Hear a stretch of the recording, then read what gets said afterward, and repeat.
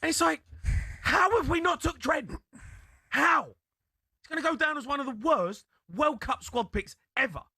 Ever. That Trent hasn't gone. Cole Palmer must be sat in O Beach in Ibiza laughing that he's not involved in this squad. Laughing. Because we are terrible.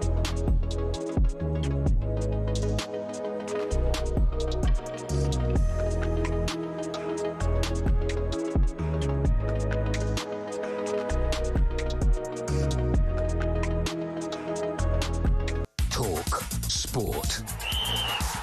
With your latest sport headlines, I'm Matt Hutchinson. Good afternoon. The government's decision to let pubs stay open for England's date with Destiny in Mexico has been criticised by police bosses. The National Police Chiefs Council has called the announcement late, saying it's forcing officers away from communities. Kate Nichols, head of UK hospitality, says many watering holes won't use the extended licence anyway. It is only ever going to be a small number of pubs who can afford to open their doors after 1 o'clock and take advantage of that. For those that can afford to do that, very welcome news, but unfortunately it's only going to be a small proportion. The game is, of course, taking place at the Azteca, more than 2,000 metres above sea level. And James Barber, lead performance specialist at the Altitude Centre, has told us how that will affect the match. The flight of the ball will be different at altitude because the air is thinner, so there's less air resistance. So if you kick the ball with the same power, it will travel further than it would at sea level. The ball will swerve slightly differently. Mexico have lost just twice in 89 competitive matches at the Azteca over the last 60 years, and Neil Warnock's not feeling too confident for England's chances. They aren't bad with the home.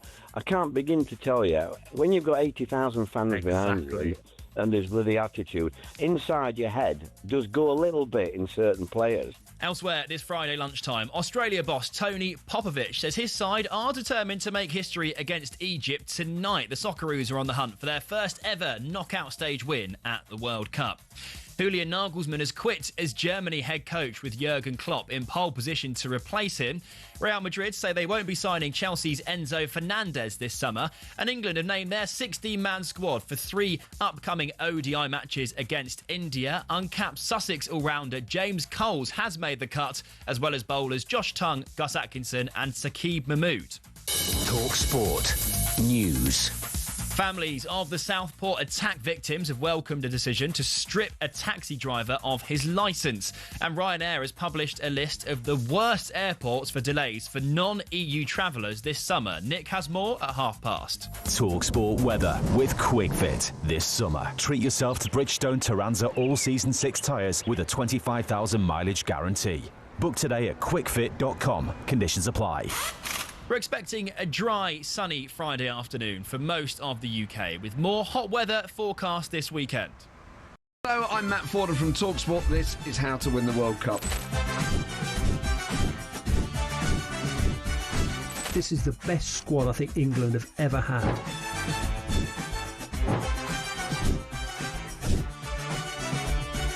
He used to love America, now he doesn't. It's very sad. It was so important to succeed because of all the pressure we received. Don't jump for this one, I'm going to knock his head off. Warning, this podcast does not guarantee England will actually win anything.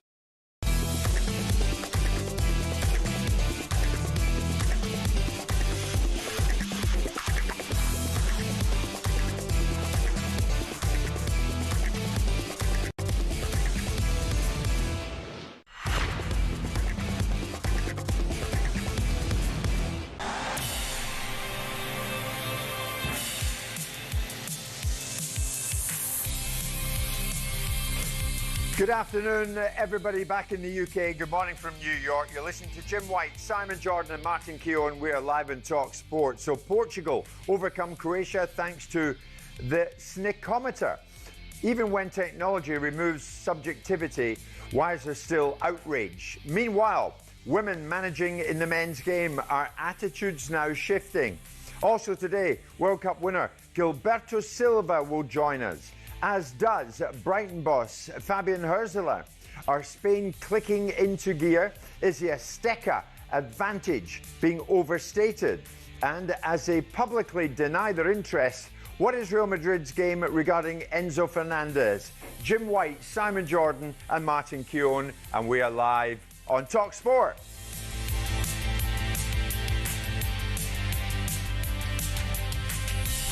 And here we go. They're getting ready for the 4th of July celebrations in this part of the world. Very, very busy, this city, and it's going to get busier in the course of the day. And of course, not a dry eye in the house here on the 50th floor of the World Trade Center, because this is our final show, Simon, from New York, before Drive, in the person of Andy Goldstein and Darren Bent, take up the World Cup baton. So we're out of here. We are. Later on in the day. Mixed emotions about England, because whilst I desperately want them to win on Sunday, there's a big part of me that wants them to lose, so Andy Goldstein gets to put his foot on the American soil for about 15 seconds. As mean-spirited as that sounds. I don't think that's mean-spirited at all.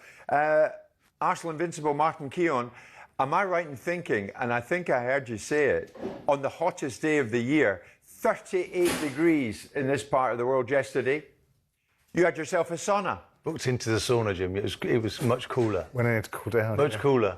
I've never known temperatures like it here, honestly. I don't know, it's the buildings, the structures, everything's bouncing off the buildings. It is a quite overwhelming feeling. I mean, how can you play football in it? Well, yeah, of course. I mean, some of the stadia, it's indoors. Yeah. I don't know if this is as hot as it ever gets. We're talking about 109 degrees Fahrenheit coming up at the weekend. Yeah. Donald Trump, we're listening to him last night on the news. Oh, were you? He's going to do a speech, isn't he? On the 4th of July. So, It might be the 5th, knowing him. We'll have to listen. Well, all right. There's a blimp over there, look. Yeah, we've been looking out. There's a lot of activity here because it means a lot to every American, the 4th of July, and they're going to celebrate in style.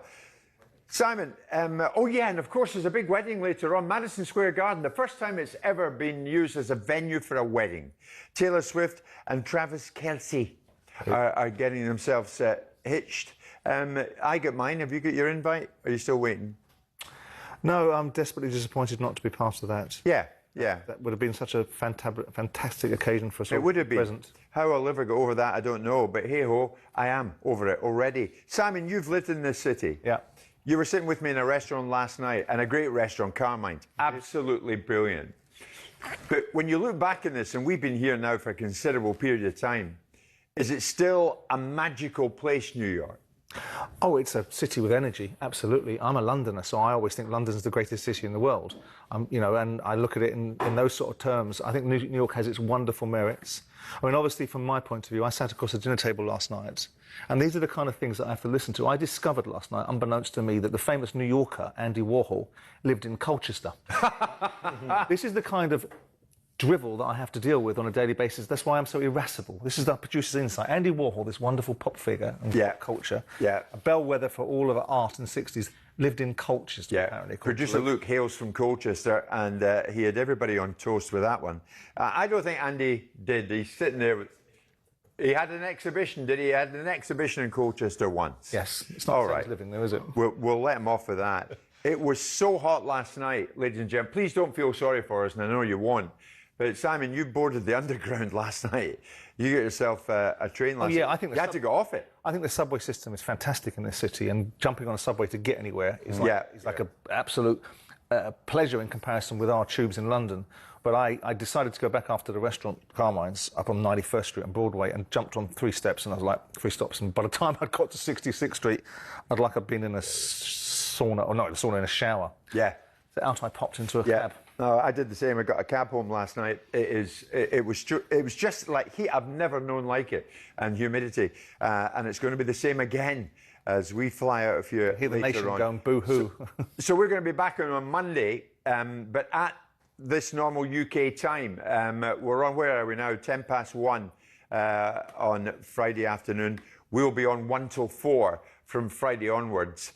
Still covering the World Cup, but from this end, and Goldstein and Bent will be out here. So now we know who's shaping up to go deep in this. Spain, Switzerland and Portugal, all through to the last 16 of the World Cup. Today we have Australia, Egypt, Argentina, Cape Verde, Colombia, Ghana, all across the talkSPORT network. What about Spain, Martin? Are they beginning to click at the right time? 100%. They're getting the goals now. These little triangles that they play in, Jim, they're brilliant the way they pass the ball. Too strong last night. They're just starting to purr. This is about the developing through the competition. Obviously, their first match, they couldn't score. Everybody thought, is this the Spanish team that we expect? but they've developed through the tournament, getting ever better. This is where England, we start to say, there's time for England yet to develop. It's not the end of the world with England, but you have to develop quickly. Spain looking like that. Wonderful game last night where you guys were travelling back from the restaurant, Croatia versus Portugal. I thought Croatia were absolutely magnificent. Probably, I thought they were a better team, certainly in the second half, Jim.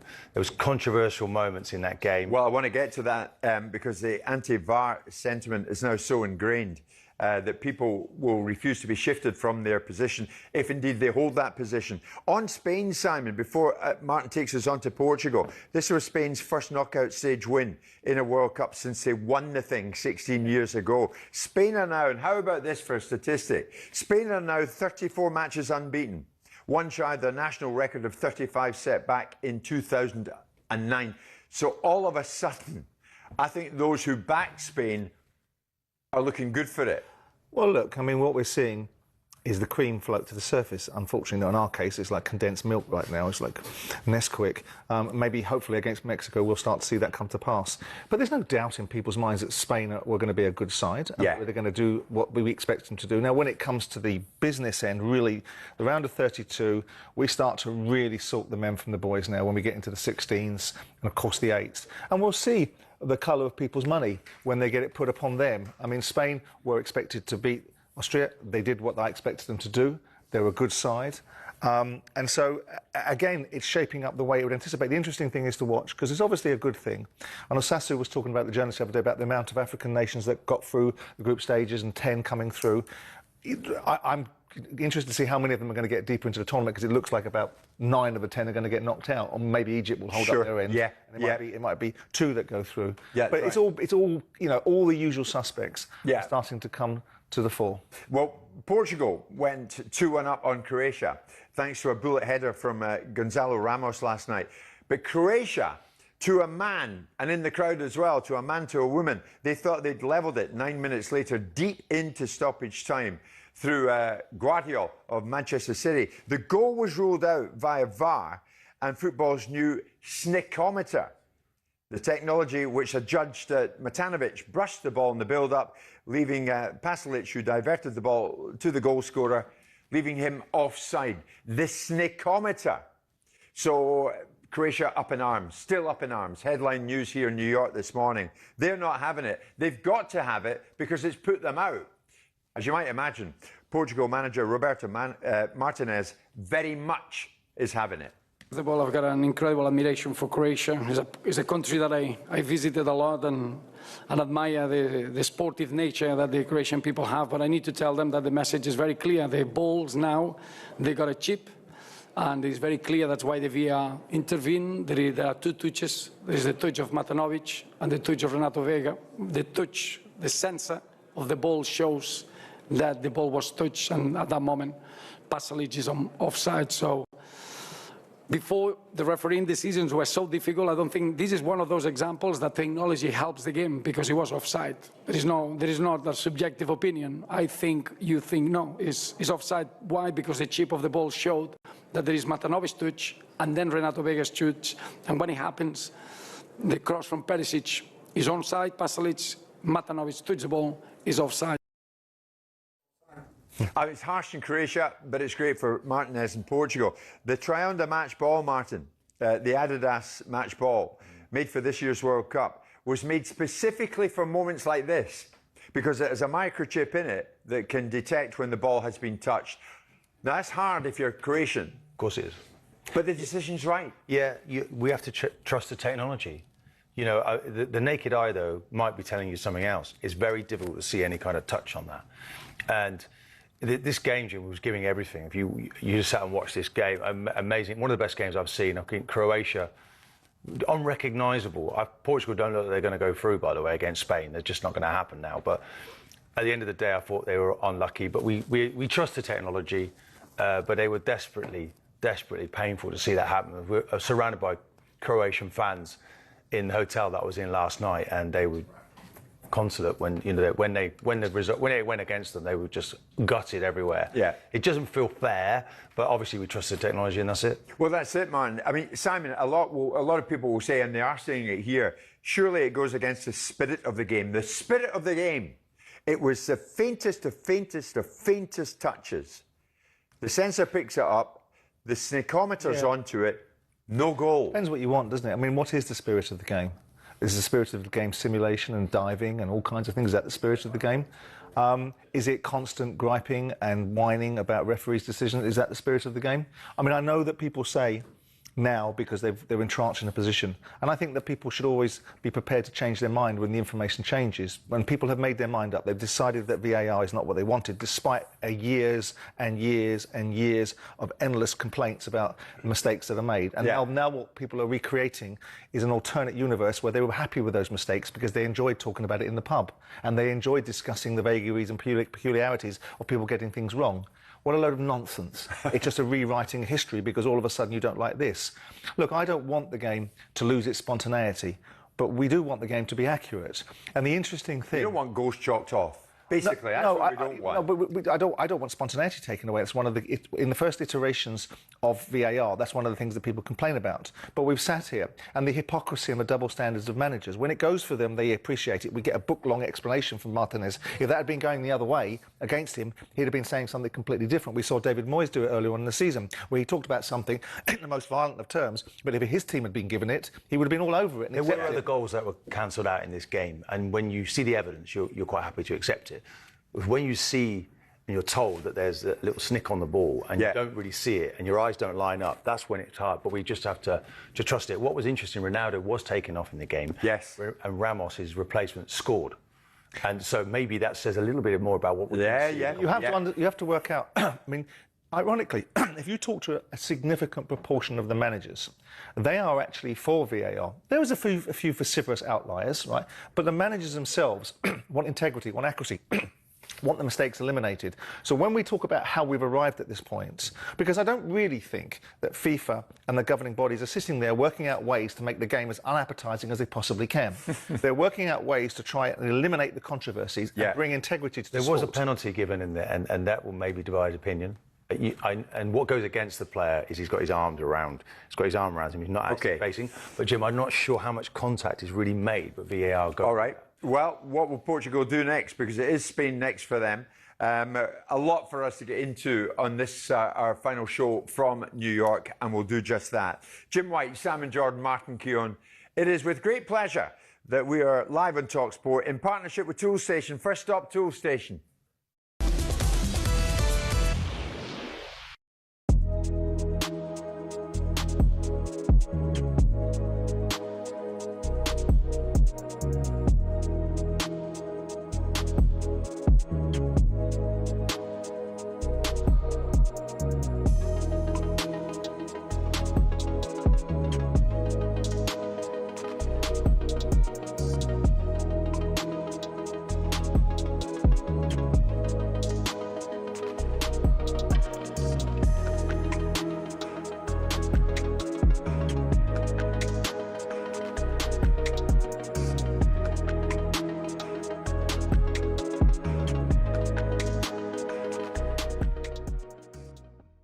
We've already established you're a deluded Arsenal fan. What do you make of Morgan Rogers and £130 million? You know what? I saw O'Hara going absolutely mad on was it? He was somewhere. He was talking. Yeah, and he was talking about the prices, etc. And I do actually think he's right, man. I think the prices have gone absolutely crazy. But it's one of those where, as crazy as it is, number one, it's not my money, and number two, football makes so much money. They're only going to spend where they think they can get the money back. So as much as it's crazy for us and we go, oh my gosh, these crazy prices, they're making money selling people's shirts on the back end anyway, and all these expensive tickets and everything that's going on. So someone can afford it. Do you need him though, Joel? Because I agree with Bentley when I've listened to Bentley say that you've got Eze, you've got Odegaard, you've got Ranieri, Diamond coming back, but don't you need a proper left winger? I know Martinelli can do good things, Trossard, okay, but wouldn't that money be well spent elsewhere? I think he's so good that if he's available, you take him. I really do. I think in the Premier League, 30 million. It's not my money. If they can afford it, but that will why take, do we care? Because I'm guessing you've only got a certain amount of money to spend in this window, and 130 million will be a huge chunk of it. Wouldn't you rather spend that chunk of it on a left-sided midfielder? It depends on who's available, though, Andy. Like nowadays, who's available? If I was to ask you, who do we get? If it's not him, who? Nico Williams. I mean, that would be amazing. Barcola. But he's signed a contract though with. Yeah, he don't want to leave, does he? Yeah. Do you know what I mean? Like, yeah, he's look, Kvaratskhelia, however you say his name, he would have been brilliant like a couple of years ago, but we missed the boat on that. I don't want Rafael Leao. The option of Rashford, I've been hearing, but what does it say about the Eze transfer, though, Joel? If you're going for Morgan Rogers now, after Eze signed last summer, what does it say about that transfer? Yeah, but Eze is more central, though. Morgan Rogers, I'm not saying he doesn't play central, but I'm assuming... Central. He plays his best stuff in the centre, mate, not on the left. I know, but if you've got all those players, you're going to have to squeeze them in somehow.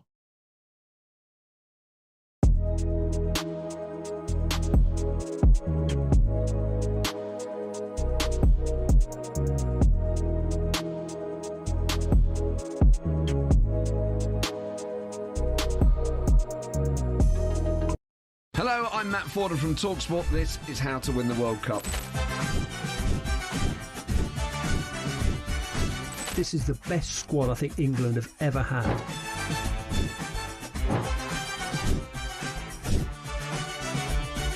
He used to love America, now he doesn't. It's very sad. It was so important to succeed because of all the pressure we received. Don't jump for this one, I'm going to knock his head off.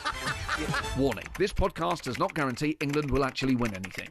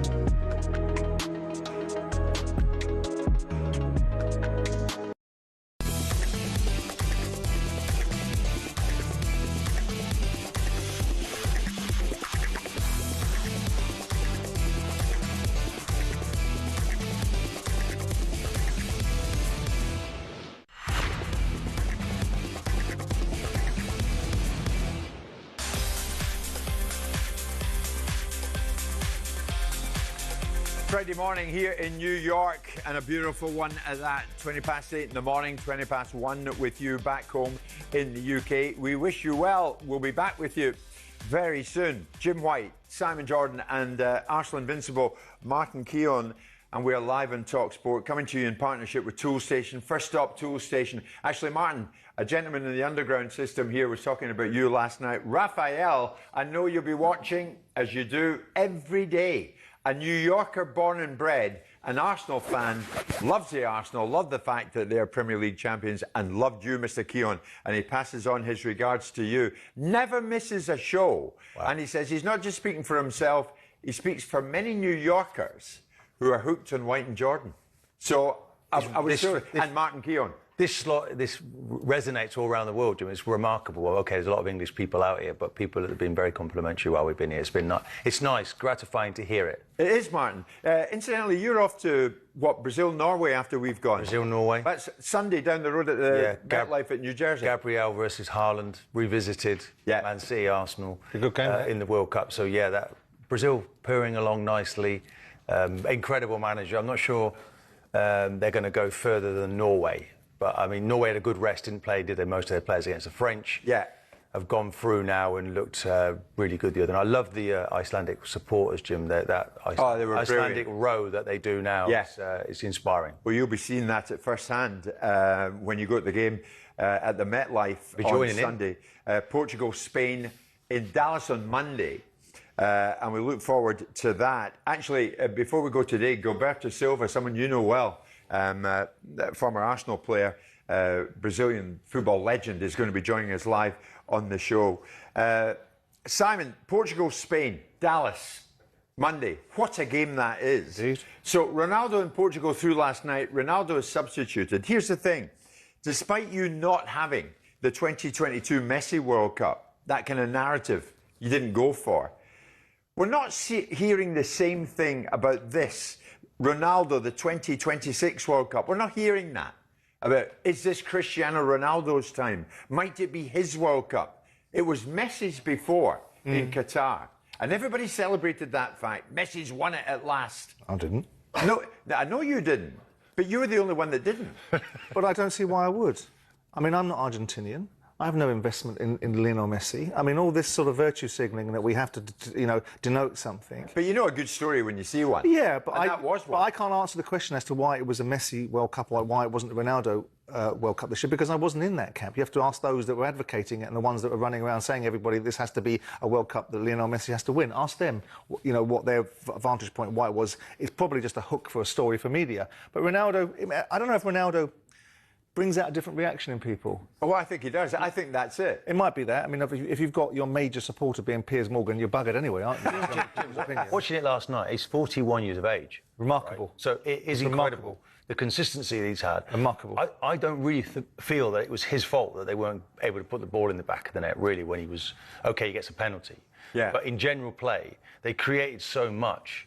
Leao was played on the wing for them, gave them much more pace, which was a real addition to them. And right from the off, Jimmy, he was raining balls into that box. And they was really good. They were playing a three at the back. Right. He couldn't really escape his What mark. is this Ronaldo-Messi thing? It's the same... You know where I'm going with this, Martin? Likeability still favours Messi, not Ronaldo. Yeah.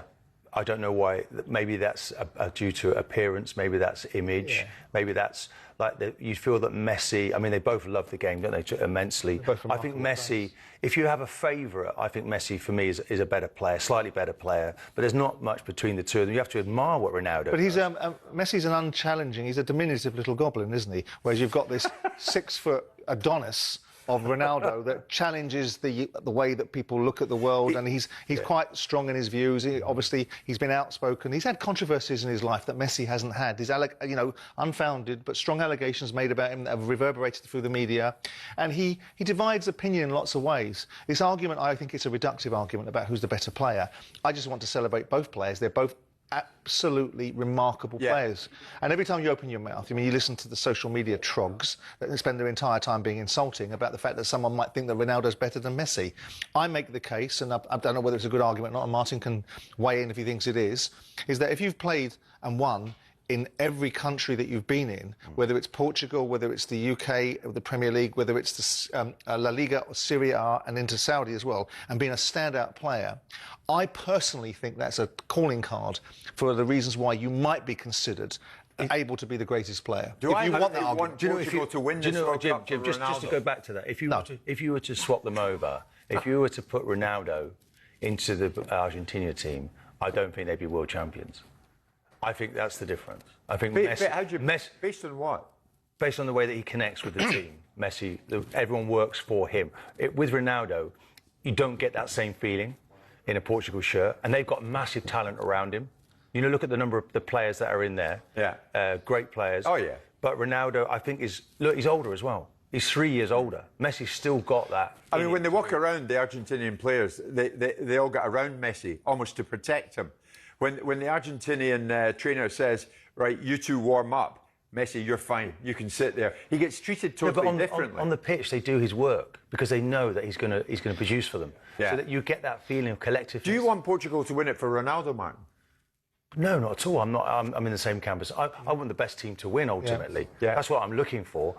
Spain probably, with some of all their parts, are probably going to win this. But the Argentinians, I think, also.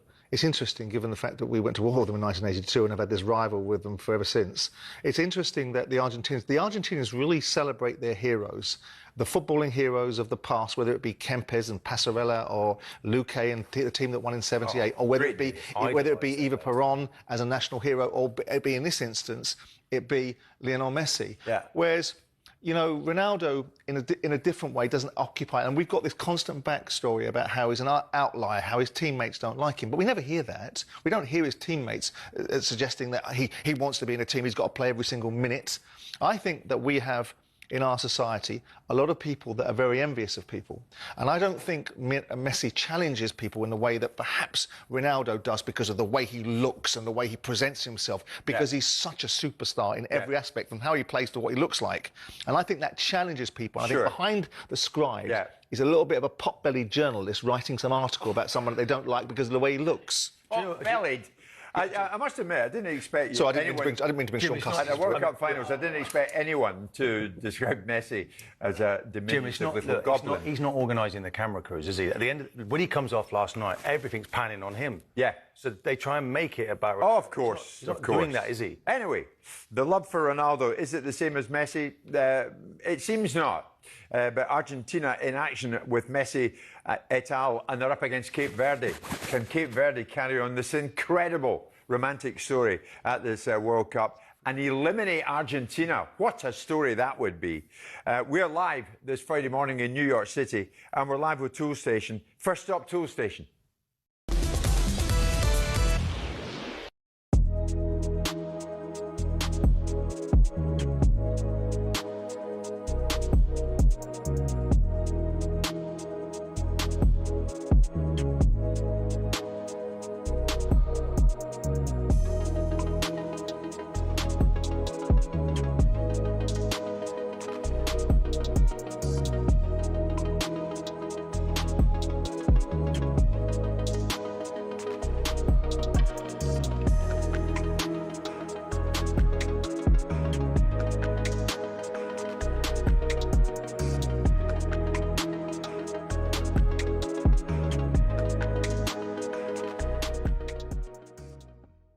He shouldn't get beat near post, mate. He should not get beat near post. I'm not having it. That football saying has been knocking around since I was a kid. Right? In that situation, there's no defender in front of him. He's had a touch. He's got his head up. He's got the goal to aim at. He can go that way. He can go this way. Pickford knows that. Stop saying he shouldn't get beat. No, but, all right, okay, right. Are you saying it's a crime? No, he shouldn't get beat. He shouldn't get beat. Why not? Why not? Right, stand there. Right, we've got two posts here. Right, that's a goal. Right, please, for me. What's the goal? Well, there's the goal. You got a post there and you got a post there. All right, talkSPORT's the goal. All right. So that's their post. Yeah, you got. That's their post. Yeah, right. You got your Seaman shirt on. Right. Right. I'm the Congo player. I'm set. Well, no, you're not set because you're in the middle of the goal. You got to set. You're standing there. Hold on. That's the post. That's the near post. I'm happy. No, you're not happy. I'm happy. No, you're not happy. What's that? What do you mean? That's the back post. Don't worry about that. You don't need the mic. All right. People can hear you. Where are you? I'm here. I'm the Congo player. I've got the ball. Get back a bit. Right. I'm here. Yeah. You're standing in the middle of the goal for one. You're in the wrong place.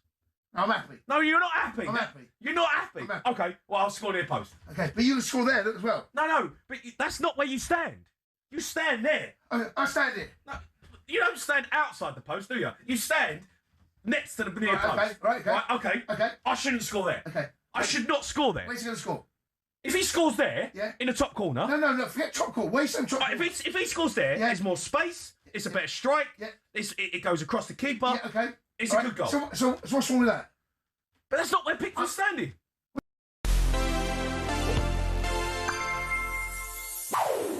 The photo of the World Cup winning captain hoisting the trophy into the air is one of the most iconic images in sport. Maradona, Bobby Moore, Cafu, these pictures, mwah. Was Lionel Messi's tainted though? In Qatar in 2022, Messi finally got his hands on the World Cup. But as he prepared to lift the trophy in those famous blue and white stripes, the Emir of Qatar approached, flanked by Gianni Infantino, with a bisht in hand. Now, a bisht is a traditional Arabic robe worn by royalty, and in it, Messi raised Argentina's golden prize into the night sky. Cynics said Qatar had paid for this exact photograph, knowing it would go down in history. But look, the badge of his country isn't even visible on Messi's chest. Pablo Zabaleta said on TV that there was no reason to do this. In fact, let's just bring this picture back. I mean, just imagine if the three lions were obscured on it.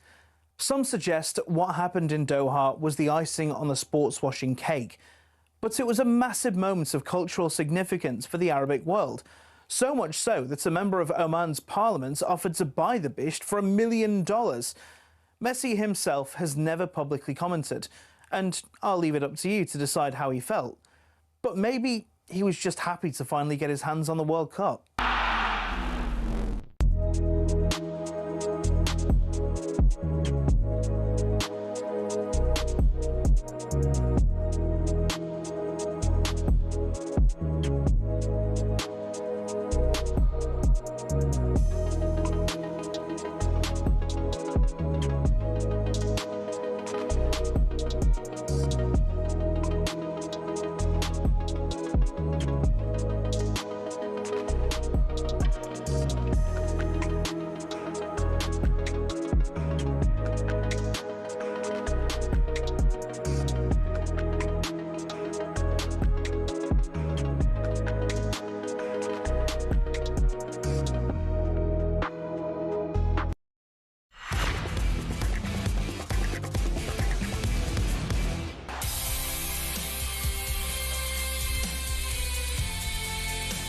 Hi everybody.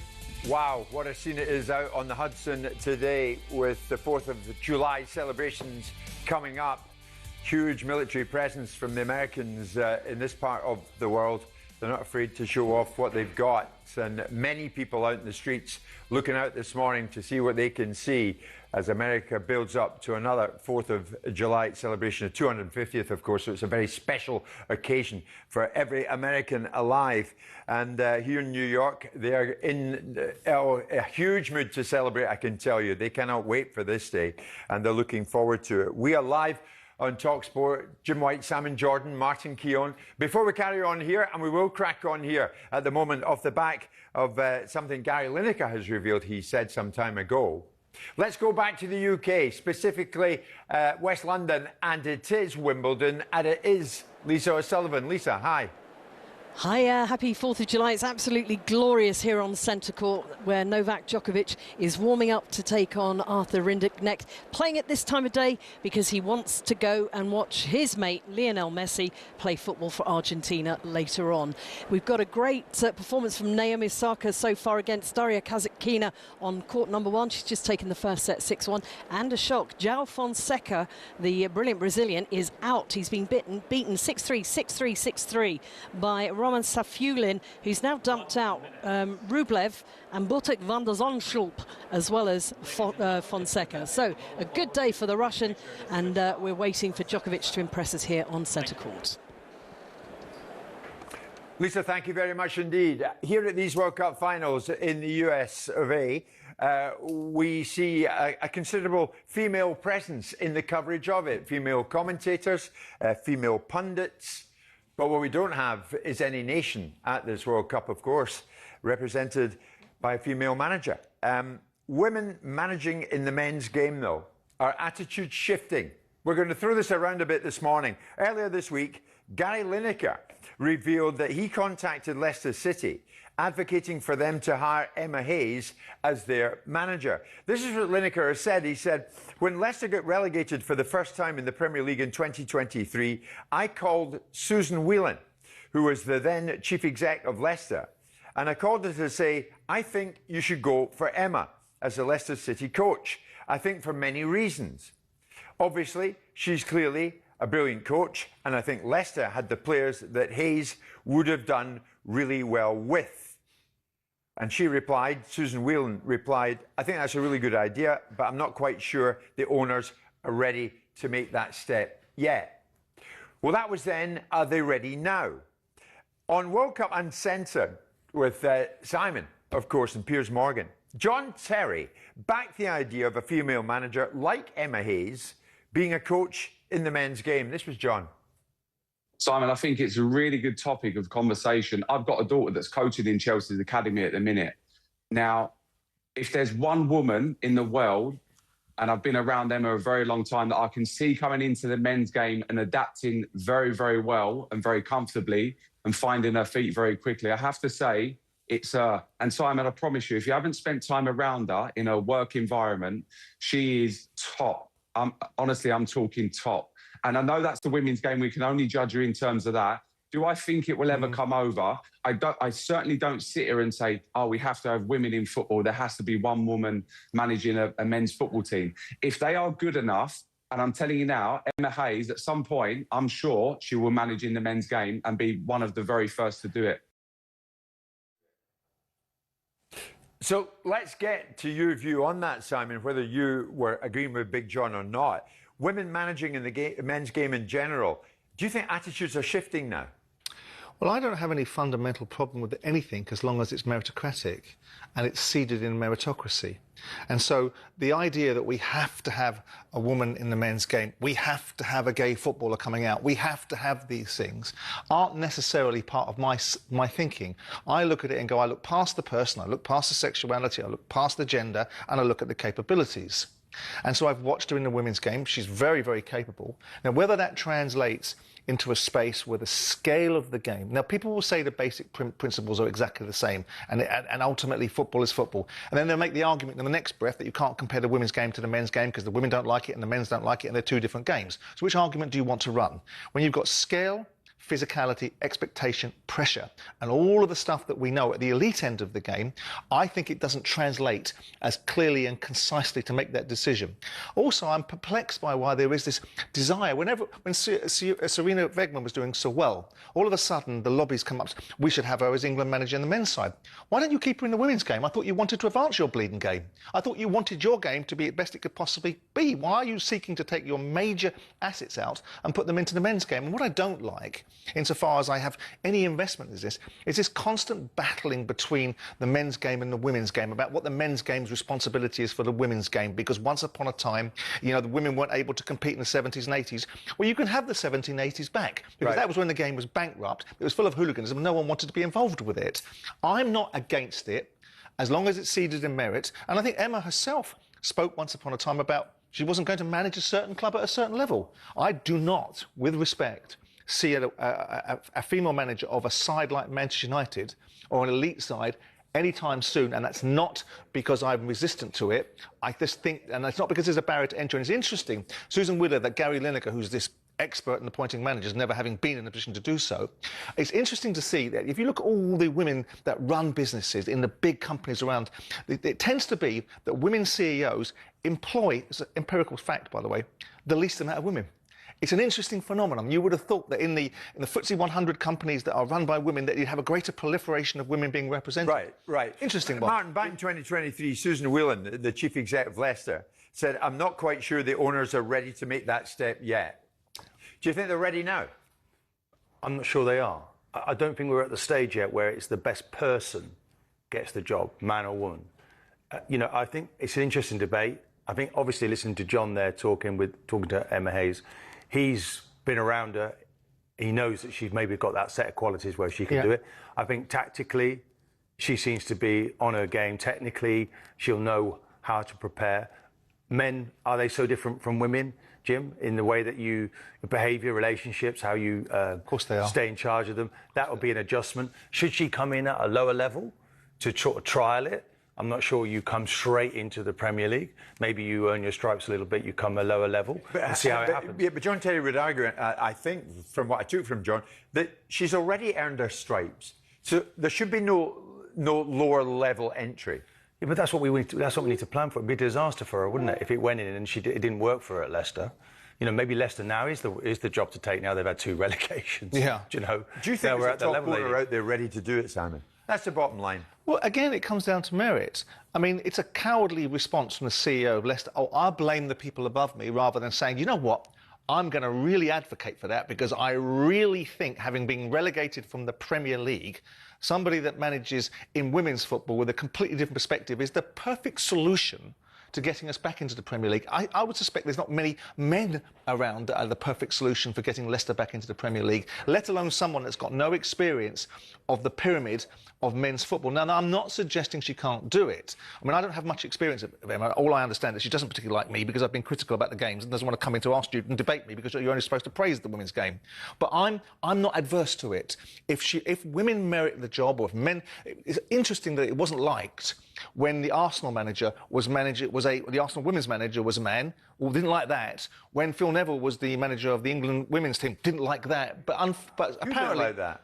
Women's football. Really? Protagonists within the confines Who of came women's out and football. said that? They Well, didn't lots like of that. them. I haven't written their names down, but I remember looking at the scenario at the time, going, lots of people saying, I think the previous manager, Hope Powell, was not happy with the idea that Phil Neville, he did a wonderful job, by the way, but the bottom line is that it can't, what's sauce for the goose should be whatever it is for the gander. And I look at it and say, as long as it's seeded in merit and not seeded by agendas, not seeded by trying to elevate, when I look at the idea that somehow... Isn't it, though, just a matter of time, though, that this happens? If they're good enough. Yeah. If they're good enough. And isn't Emma on the way to being good enough? I don't know. She seems to be the one that we probably point to. Well, John Terry says she is. Well, John Terry also said at the same breath he probably thought she'd give him a job alongside her. So maybe there was some motivation there. I don't know. But John is also falling the right side of the argument, because these arguments are quite thorny. Yeah. Because if you dare to say anything against it, well, then you're a bigot. And you're a misogynist. If you dare to put up a structured argument to turn around and say, well, actually, let's put this through the prism, let's put it through that prism. Oh, no. You're a misogynist when you're having a reasonable conversation about it. So John wants to fall the right side of it. He also has young daughters that are competing in football, that are coaching in Chelsea's academy, and he doesn't want to fall the wrong side of that conversation. But I got the impression that he genuinely believed it. I thought it was interesting because previously John had said, why wasn't I given the interim manager's job at Chelsea?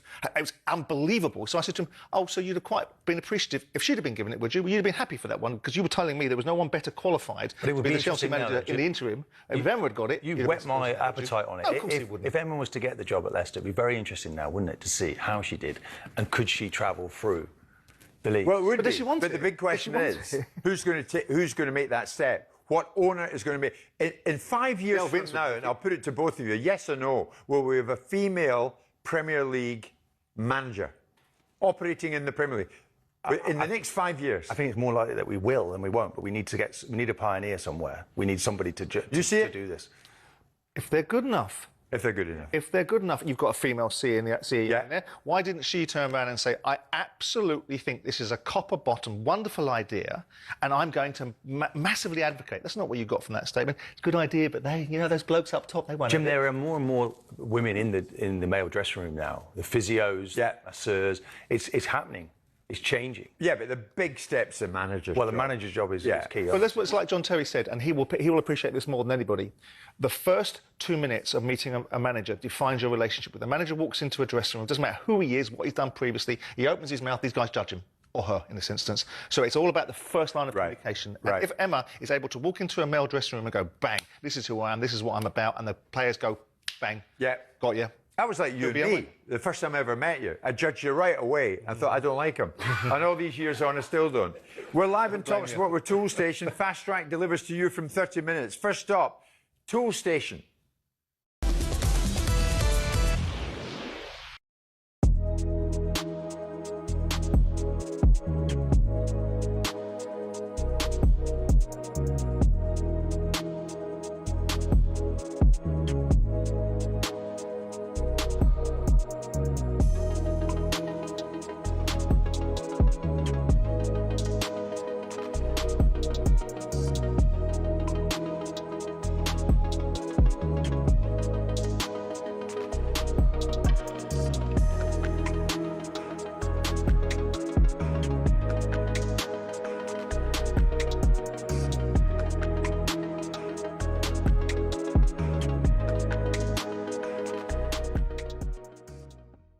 Quick one on Portugal against Croatia. Portugal won 2-1 in the end. Ronaldo, of course, getting his first knockout goal with a penalty straight down the middle.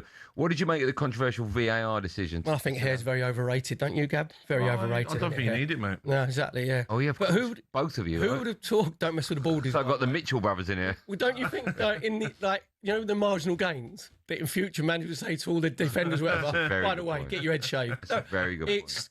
It's nonsensical. Honestly, it is so ridiculous that we're talking about a hair follicle and you're talking about Snicko, right? VAR wasn't brought in for that.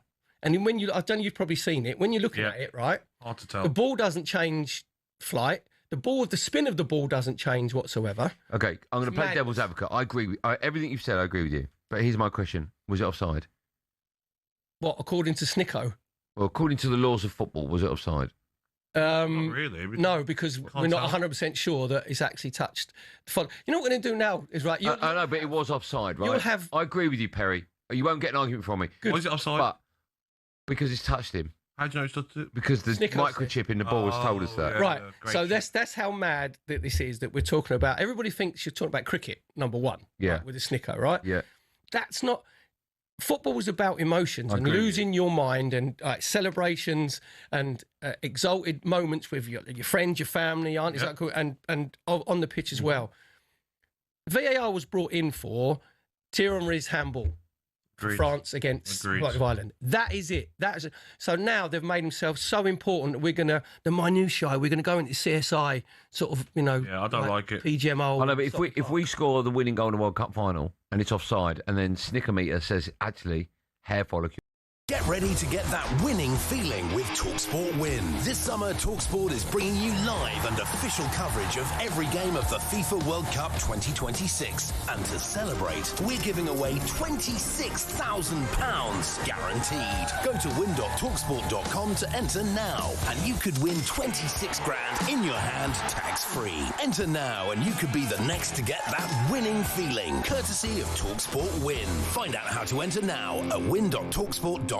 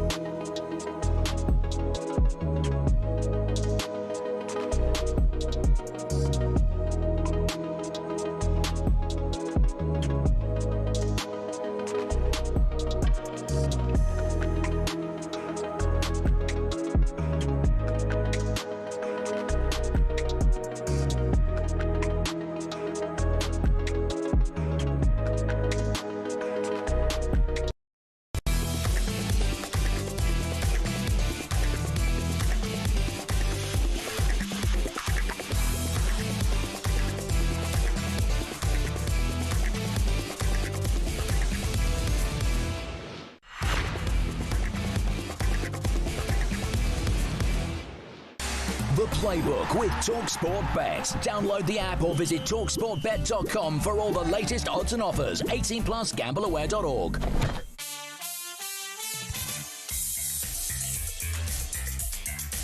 If you're watching live on YouTube, another great day in New York City. 37 degrees yesterday, and it's going to be more of the same today as they build up to the 4th of July. Jim White, Simon Jordan and Martin Keown were live on talkSPORT.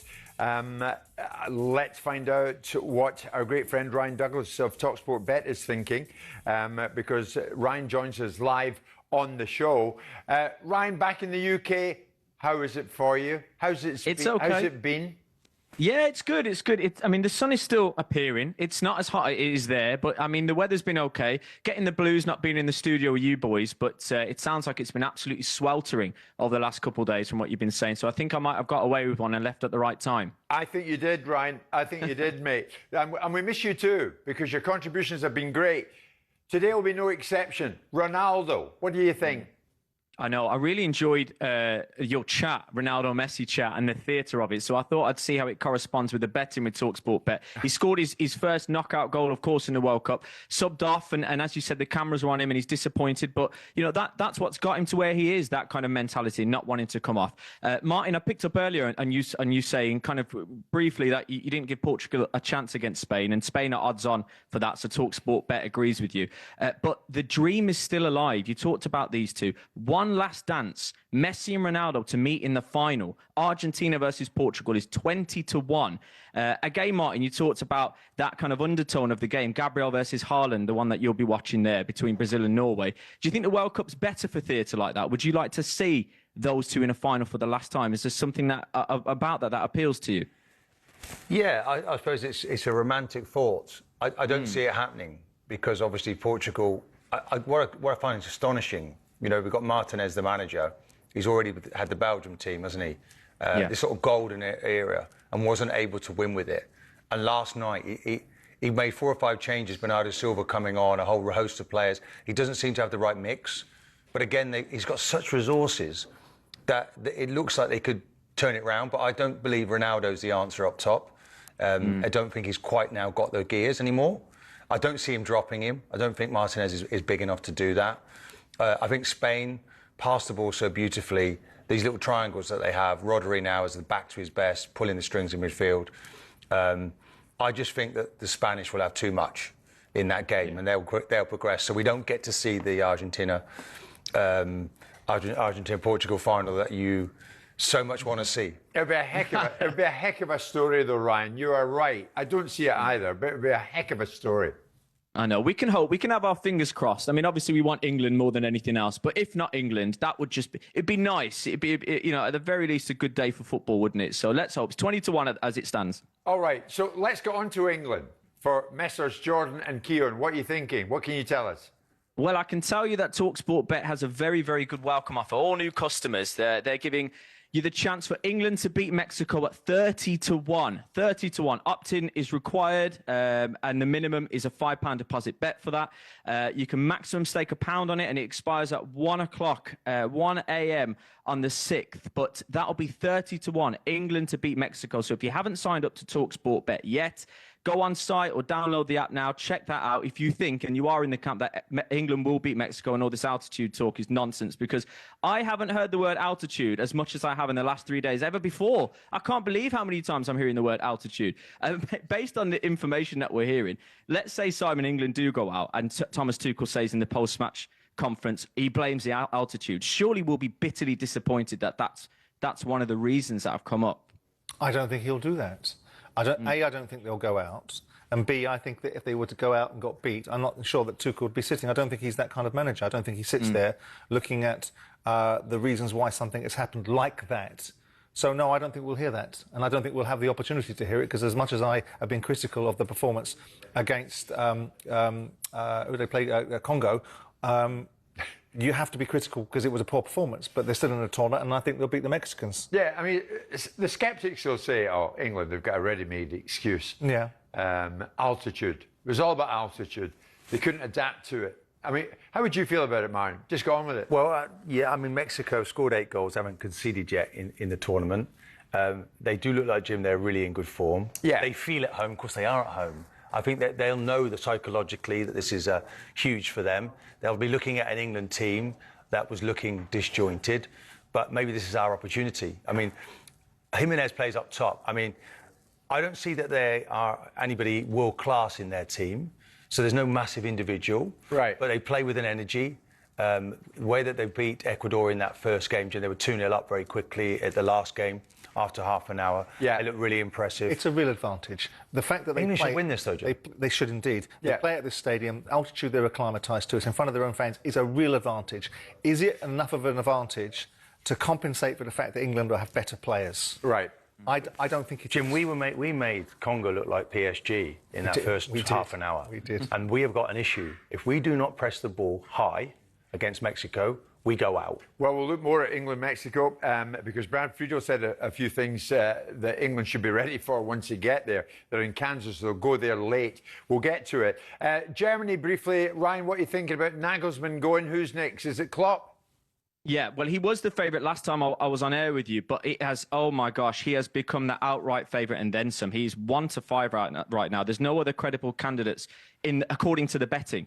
The second in line, second in the betting is Pep Guardiola at 8-1. There is a massive difference between the two of them. You compare that to, for example, the next Scotland manager, Jim, is the favourite is Ange Postecoglou, and he's at 3-1, whereas Klopp is 1-5. So I suppose the question is, how do you rate the compatibility of the two of them? Klopp to Germany and Ange Postecoglou to Scotland is the first thing that you look at there naturally. The fact that the nationality, the fact that Klopp is German and he'll be managing Germany. What do you think of that? I think Klopp would be the fit. It would be the ultimate fit for the Germans, Martin. Yeah, and I just think his mere presence during the World Cup on the touchline, Nagelsmann, he did say he wanted Undov to play, didn't he, in that 10 role, and it was like he had to then retract from that because he's such a standing in the game that it was kind of affecting Nagelsmann. Klopp looks the natural fit. He understood, didn't we? We talked about when he was on Merseyside, the Liverpool public, how he understood that. The Germans, obviously, they want him in position. I don't think he'll be able to resist the clamour for him. Of course, he's 4 years away from another World Cup, but there's 2 years there'll be another big tournament. Yeah, it's perfect for him, Jim. The age he's reached now. What is he, 59? I agree. 60? I think it's Klopp and only Klopp. He seems to be a match made in heaven. You're not bothered. No, not really, but also depends what he thinks he's got as players. I mean, Klopp would go into a domestic team and now know that he can change it and he can buy players. He's got what he's got with German players. Yeah. If he thinks he can enhance that and make it better at the same time, as not detract from his reputation, then maybe he will. OK, Ryan, yet again, thank you, mate, for your contribution. Ryan from talkSPORT Bet. The latest odds from talkSPORT Bet. 18 plus, gamble aware, detarg. The Playbook with talkSPORT Bet. Download the app or visit talksportbet.com to see all our latest sign-up offers. 18 plus, gambleaware.org.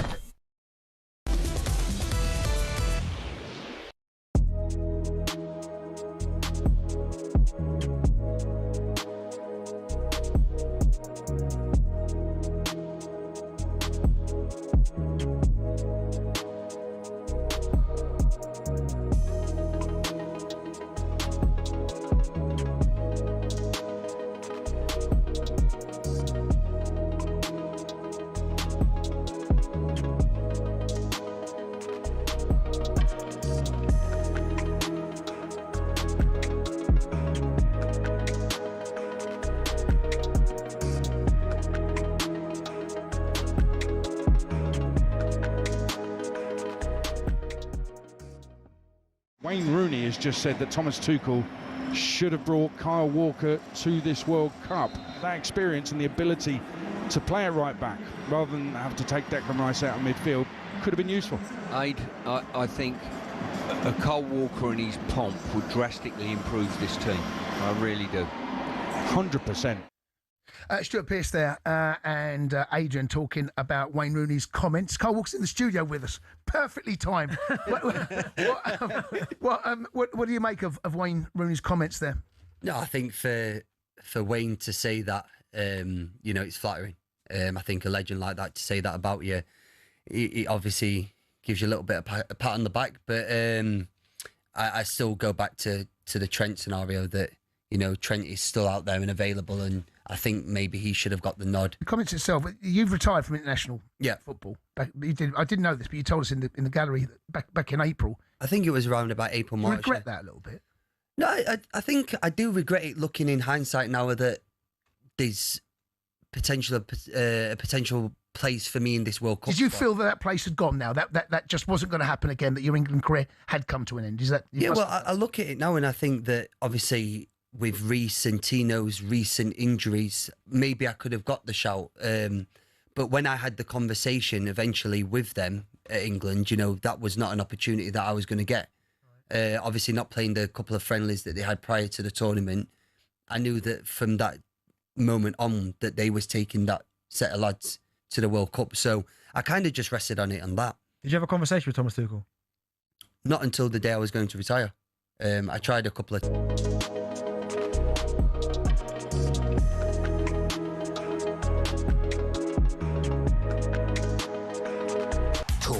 Sport.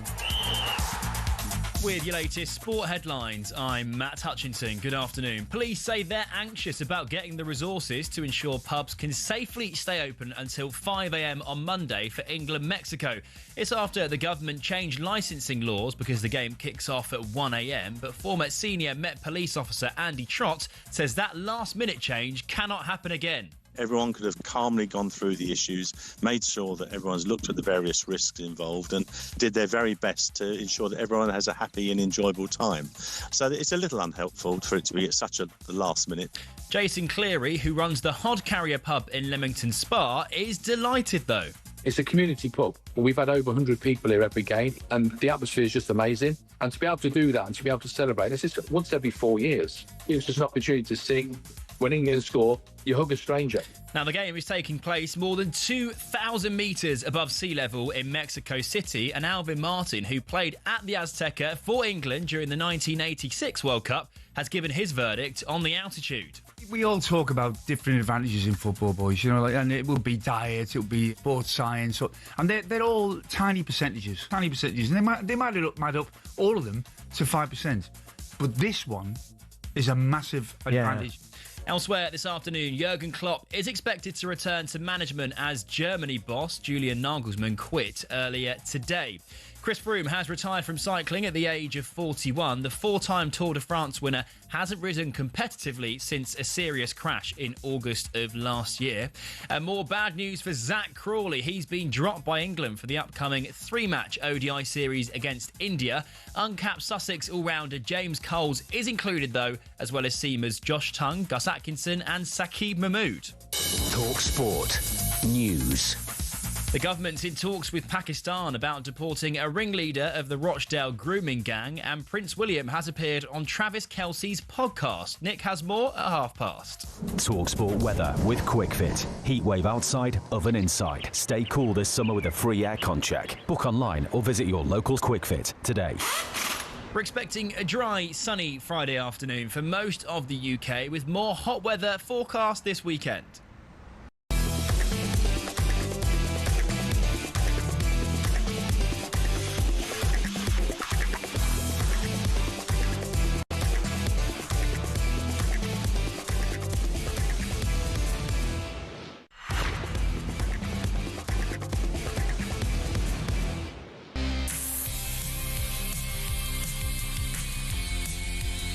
Good morning from New York, everyone.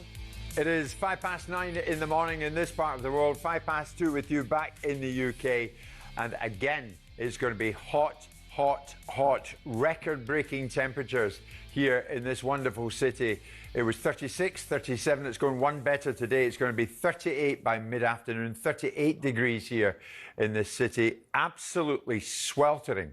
How they're going to be playing football in it is anybody's guess. It's Jim White, Simon Jordan and Martin Keown. We are live on talkSPORT and live on YouTube as well. So many of you watching this show, not just back at home, and we know that, and we're thrilled about that, but over here as well, because we are realising we have a growing audience in this part of the world, and it makes us very happy indeed. The football today, 3 matches. Australia, Egypt kicks it all off in Texas. Argentina, Cape Verde in Miami, and then it finishes off later on in the day with Colombia against Ghana, and that is at the Arrowhead Stadium in Kansas City. And from Kansas, England, for their part, will be heading out of that area and heading to Mexico to face Mexico in Mexico City, high altitude and all, on Sunday night. We'll get to that, but before we get to that, let's reunite Arsenal Invincible, Martin Keown, with another Invincible. Because, Martin, I'm delighted to tell you that on the eve of Brazil taking on Norway in the last 16, and a game that you're going to be going to in person, one of your old chums from the Gunners, a similar Invincible to yourself, he's live in Miami. It's a very, very warm welcome to Gilberto Silva, who joins us live. Gilberto Silva, how are you? Great to speak to you again. Jim. Good morning. Very good. Thank you. Good morning. Everything fine here. Hope you guys are well, enjoying the World Cup so far. We are indeed. Well, I was enjoying it until Scotland made a hash of it, and they're now home, but England's still in it, and your Brazil still in it.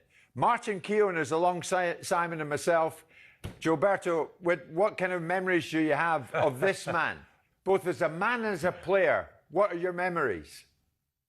Oh, Miles is a good man, you know. He's here in my heart because I learned so much from him from when I came to England, and I learned the English culture, learned from the dressing room what should be in the Premier League, how it should be played for us. You know, Miles was such important player and person for all of us in the dressing room, but also in the club. You know, it's great respect and care for him. I have to say, Gilberto, you came in after winning a World Cup, didn't you? You won one of these things, and you'd never have believed it from the way you were, the persona, you know, like so understated. And he's coming in to win more things, which was great, because the last thing you wanted was someone coming in, you know, having themselves a bit too much, but it was none of that. He understood it well. You were taking over from Patrick Vieira as well, which was not an easy feat. So you did an amazing job in that midfield. A great link for us in those days. We could do with you back at the club now in some capacity. Thank you, Martin.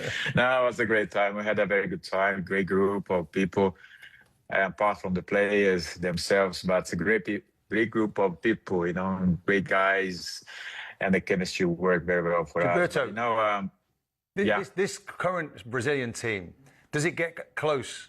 Does it get anywhere close to the teams that you were in? Can it build, can it develop and go on and win, surprise us all and win this World Cup? To get close is difficult to compare, you know, Mats. It's difficult to compare a team who needs to prove themselves with a team who won something for the country. And that is always hard because a new generation, new players, different style. And but I hope that they can progress, they can keep improving. Obviously, now that is, if you look back and compare this squad to another squad, you know, 20 years ago, you know, there is not similarities. It's a lot of things totally different. But I hope that with their capacity, with their way of play, with the players they have, you know, they can come together. Because sometimes maybe don't have like the best considered team, but if things work well, if they make their hard work, they can achieve things, you know, and become one of those that maybe sometime we don't give nothing to them, but they shows up. So you've got a tricky one, Gilberto Silva. This Sunday, 9 p.m. UK time, live in talkSPORT from New Jersey.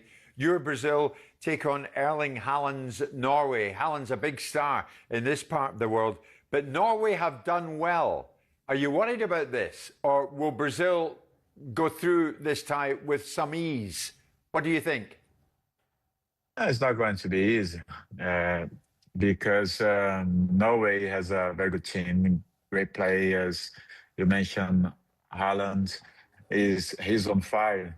I hope Gabriel deal well with him as he has done, you know, when he played against him for us, you know, this season. But of course, it's going to be hard, you know. I think the last time Brazil faced Norway back in the days in the World Cup, the result was not favorable to Brazil. And I hope this time will be totally different. Brazil win this game and go to the next stage of the competition.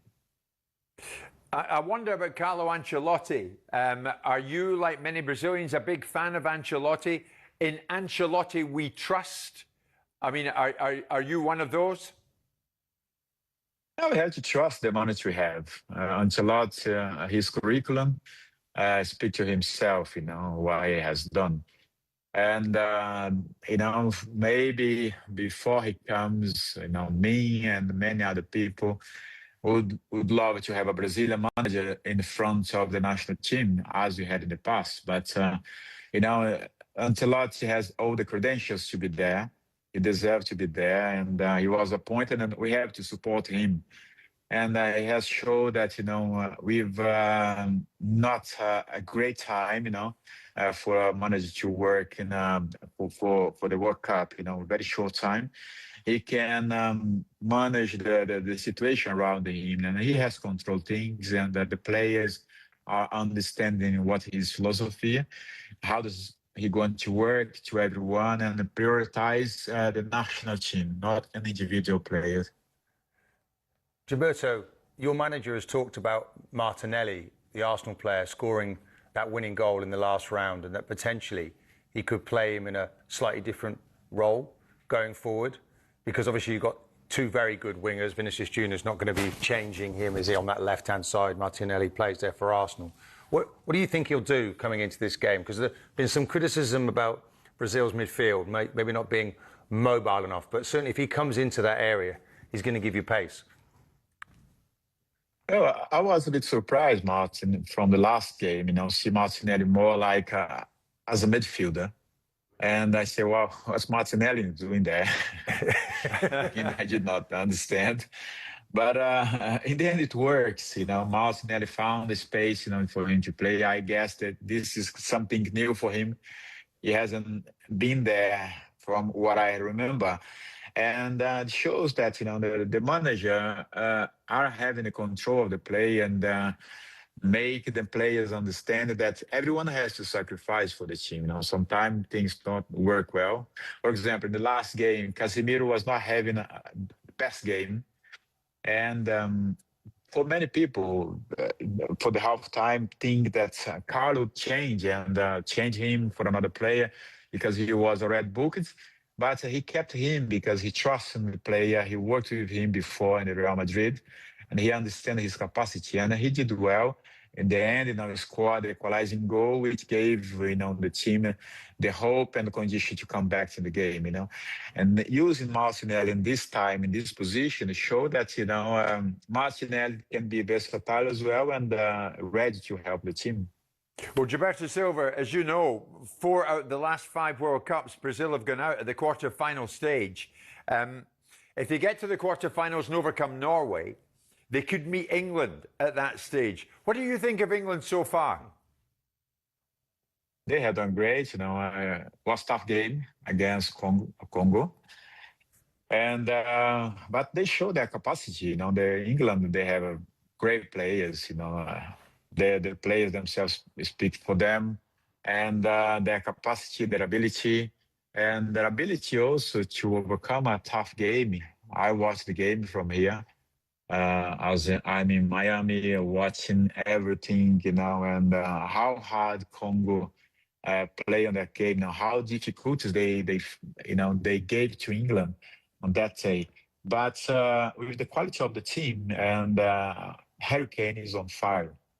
He's a player.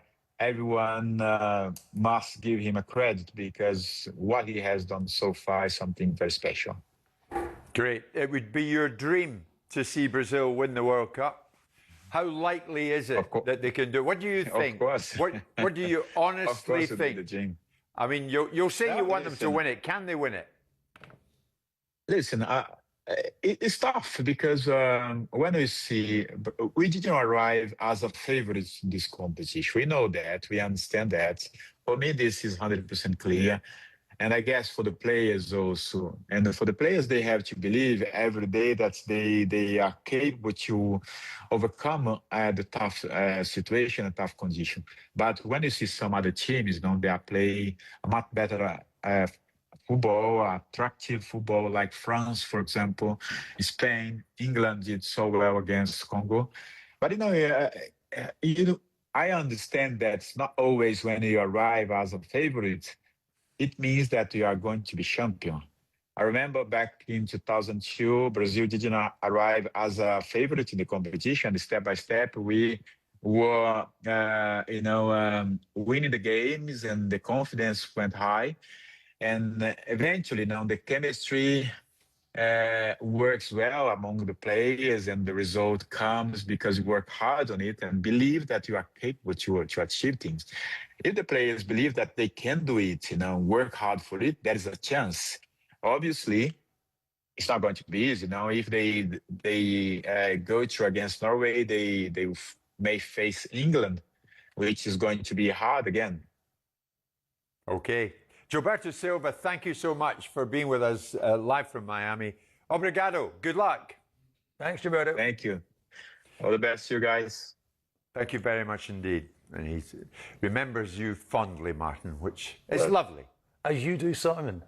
Well, or one day you'll be looking back and saying, let me tell you this. What about the time we had in America together? Yes, exactly.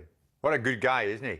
Terrific speaker yeah, very as mildly well. spoken, yeah. Interesting to see why he thinks that two great footballing nations like Brazil and England have now found themselves in a situation where they can't produce managers to manage the national sides. Yeah, true. He played for Scolari, didn't he? Scolari was his manager. Yeah. Okay, meantime, we're live in New York. A lot more to come this Friday morning here in this wonderful city. Stay with us. And we're live with Tool Station for all your trade DIY projects. First stop, Tool Station.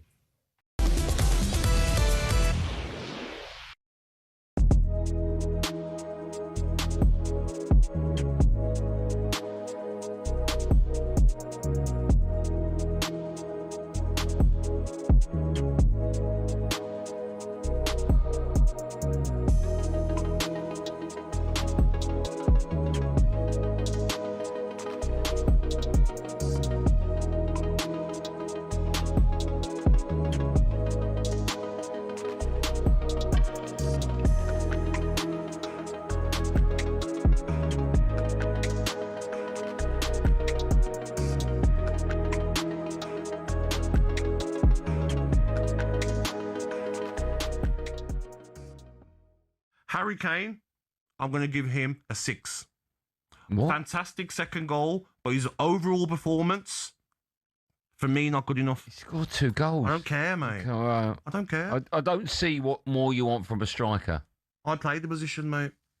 As a striker... You've scored 2 goals in a World Cup knockout What game? you want more as a striker is you need to be involved in the game. How many times were we saying last night, watching a game, get in the box, get in the box. Let me ask you this You're now. playing centre When we midfield, play same. Mexico, Yeah. right, if you had the option to take exactly the same Harry Kane performance with 2 goals or not and start from the beginning, what are you taking? Of course you're taking the goals, but when you play better teams, you're not going to maybe score them chances.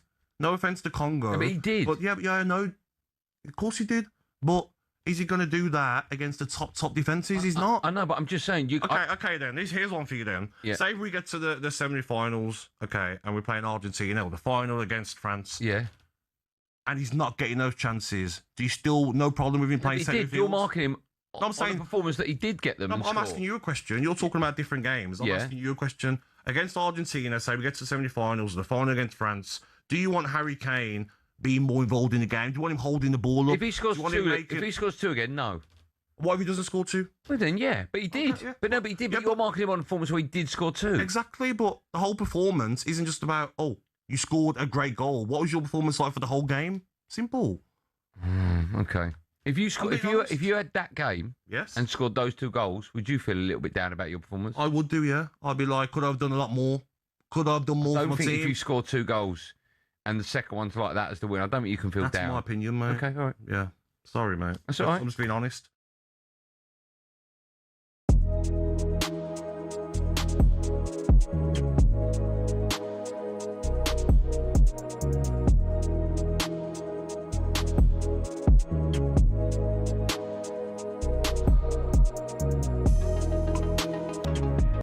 Get ready to get that winning feeling with talkSPORT Win. This summer, talkSPORT is bringing you live and official coverage of every game of the FIFA World Cup 2026. And to celebrate, we're giving away £26,000 guaranteed. Go to win.talksport.com to enter now, and you could win 26 grand in your hand, tax-free. Enter now, and you could be the next to get that winning feeling, courtesy of talkSPORT Win. Find out how to enter now at win.talksport.com.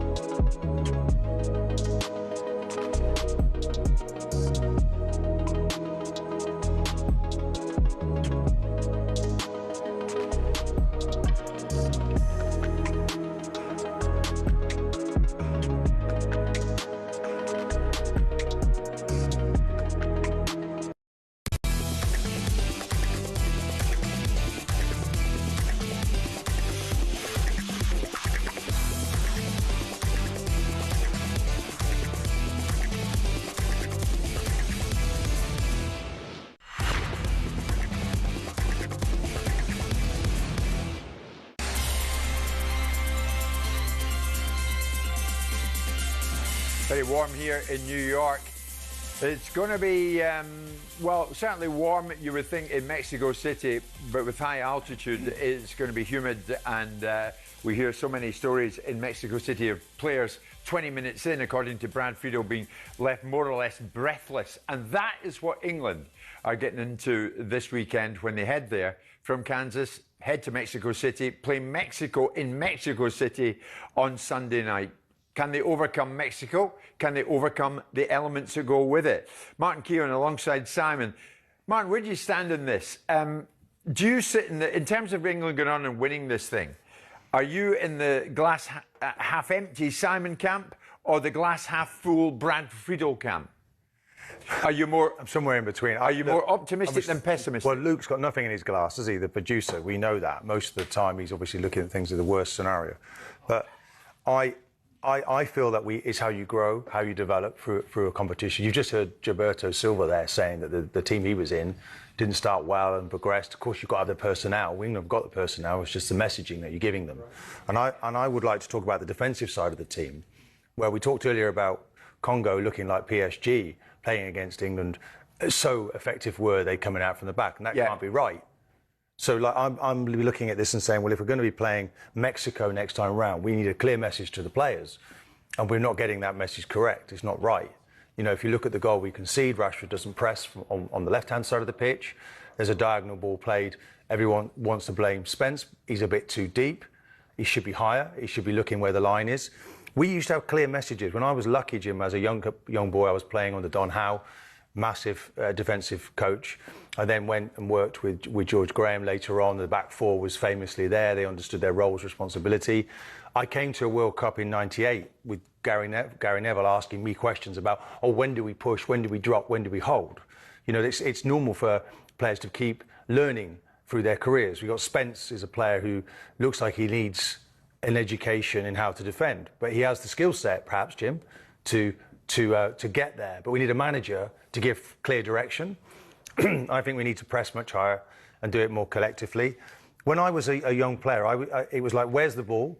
Where's my defensive line? And where's my opponent? There's sort of three things that were in my mind. And I just don't think we do that enough as a defensive line. 2002, when I went to the World Cup, we had two Leeds players playing in the back line and two Arsenal players. Yeah. And we needed to get together. So what have you got, a system issue or a personnel issue? I think there's a system issue. I think because structurally it's not correct, then you're going to be a casualty if you don't understand the game well enough. And Spence doesn't.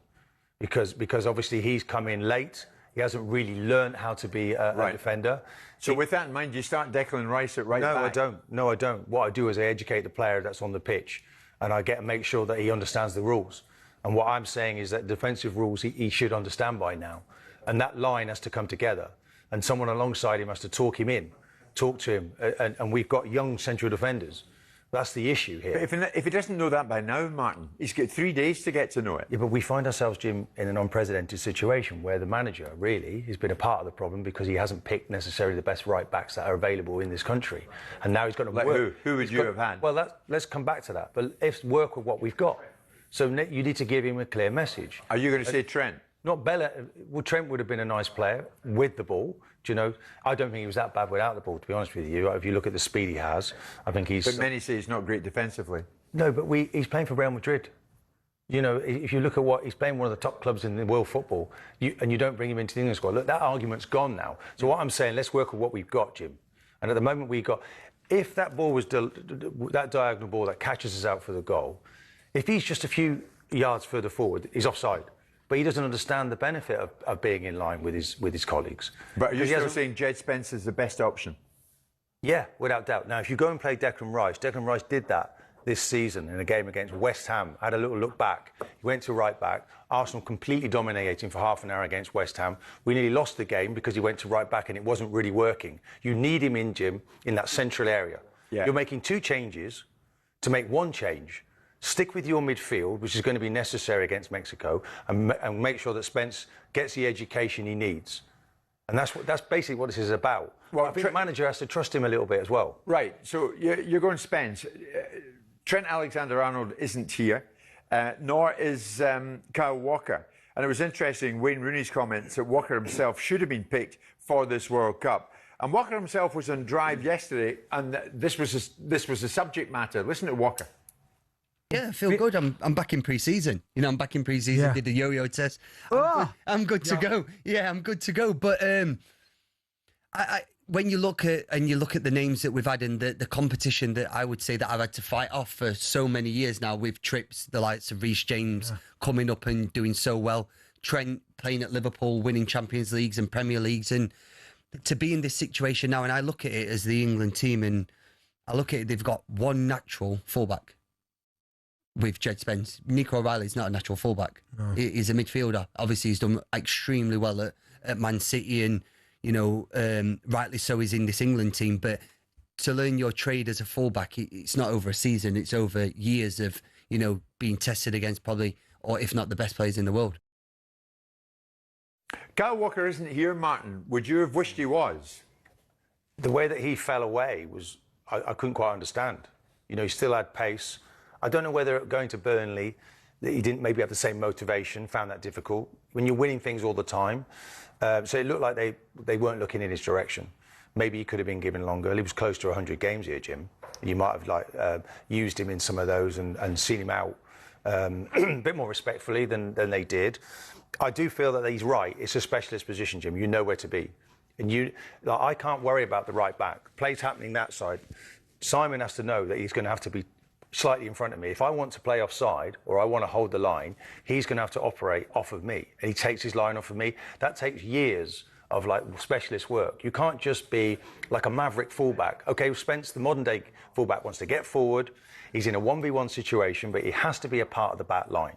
That line, Jim, every time I made a challenge and I got to my feet, I'm looking for the defensive line. Right. And I'm looking for where the ball is. And then I want to know where my opponent is. So it's who, like a checklist. In the England central defence on Sunday night in Mexico City, high altitude, who is going to command and demand in that central defence? Needs to be saying to him, I want you up there, do you know? So you're giving him that information, you demand it, and if he doesn't do it, then you're giving it to him, you know? But he has to understand the game better. He's 25 years of age now, and he looks as if he's been in a contest with his manager. You know, Neil Warnock's spoken about him disparagingly. He's concentrated too much on that, learn the game, son. Understand the game and get into the right position. There's something special could happen for England if we sort that out. We can't be taking Declan Rice out of our midfield, out of our engine room. Do you worry, Martin, they won't keep Mexico out? Well, Mexico will come at you in that first half an hour. It might suit us, Jim. What about Chalobah there? No, I wouldn't. Again, he's a central defender, and he's moving into a wide position. We have to start again. Ben White was a central defender, and he played very effectively. Well, Ben White was someone they were looking to use. Injured, yeah. No, do England keep a clean sheet in the Azteca? Jim, it's about where you press. So you press high, and when you do that, you need to commit 2 midfield players to that press. We weren't doing that against Congo. So we have to press high when we can. Yeah. But when we sit edge of the box, we go properly edge of the box, which we've not been doing, and we're hard to beat. We've seen teams in the Premier League do this already this season. I mean, we know that they're going into something of a cauldron, and this high altitude aspect of it all. We'll talk a bit more of that before we go today. In the meantime, 2:30 with you back home on a Friday afternoon, 9:30 in the morning here in wonderful New York City.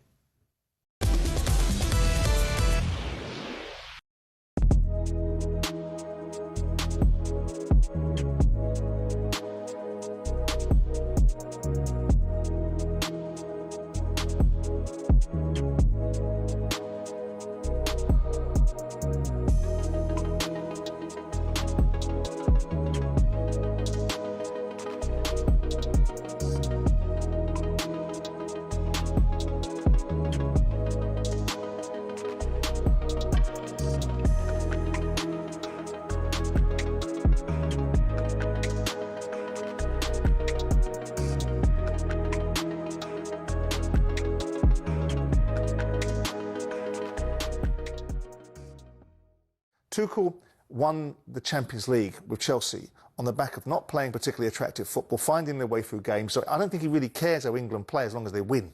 And that's his mindset. And he will take the positive out of it. We won. We kept on going towards the end. Well, so you should. And with due respect to the Congolese, their game fell away as the game went on and they became stretched and tired. And for whatever reason, England were able to get themselves back in the game because of the excellence of Harry Kane. Poor goalkeeper on the first goal, which got us back in the game. Brilliant second goal. But you look at it, you go, Declan Rice is like a machine hitting dead balls in there. Look at the first 3 or 4 corners that he hit in. Bang, first man, bang, first man, bang, first man. All of a sudden he starts changing his corners to balloons across the box because he seems to have his confidence gone. You look at Rice and you look at Saka when they come on, they look knackered. They look like players that have been in a long season and haven't got it. And ironically for England, Declan looked better at right back than what we've got, and that might be a conundrum for Thomas Tuchel that he changes that. But I look across the field, Rashford no end products, Madueke no end products. You know, you look defensively, the goalkeeper doesn't worry me so much because goalkeepers make mistakes. That's what happens in games every now and again, and sometimes Pickford makes wonderful saves. But I look at it and say, that is not a team, in my mind, that has any chance of winning this World Cup when it comes up against serious opposition. What makes this remarkable is how differently you two see it. Well, I think if you're English, you're going to see it with emotion as well. and I don't have any emotion in this. Like the only person on the whole team that I played with and know is Harry Kane. I want him to do well, and he is doing well, and he's scoring loads of goals, but I don't want him to do well so much. But Simon's assessment, it's not just him.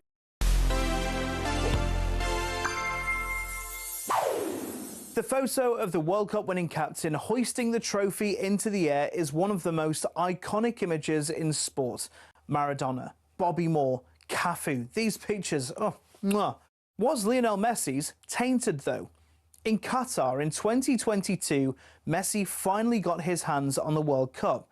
But as he prepared to lift the trophy in those famous blue and white stripes, the Emir of Qatar approached, flanked by Gianni Infantino, with a bisht in hand. Now, a bisht is a traditional Arabic robe worn by royalty, and in it, Messi raised Argentina's golden prize into the night sky. Cynics said Qatar had paid for this exact photograph, knowing it would go down in history. But look, the badge of his country isn't even visible on Messi's chest. Pablo Zabaleta said on TV that there was no reason to do this. In fact, let's just bring this picture back. I mean, just imagine if the three lions were obscured on it.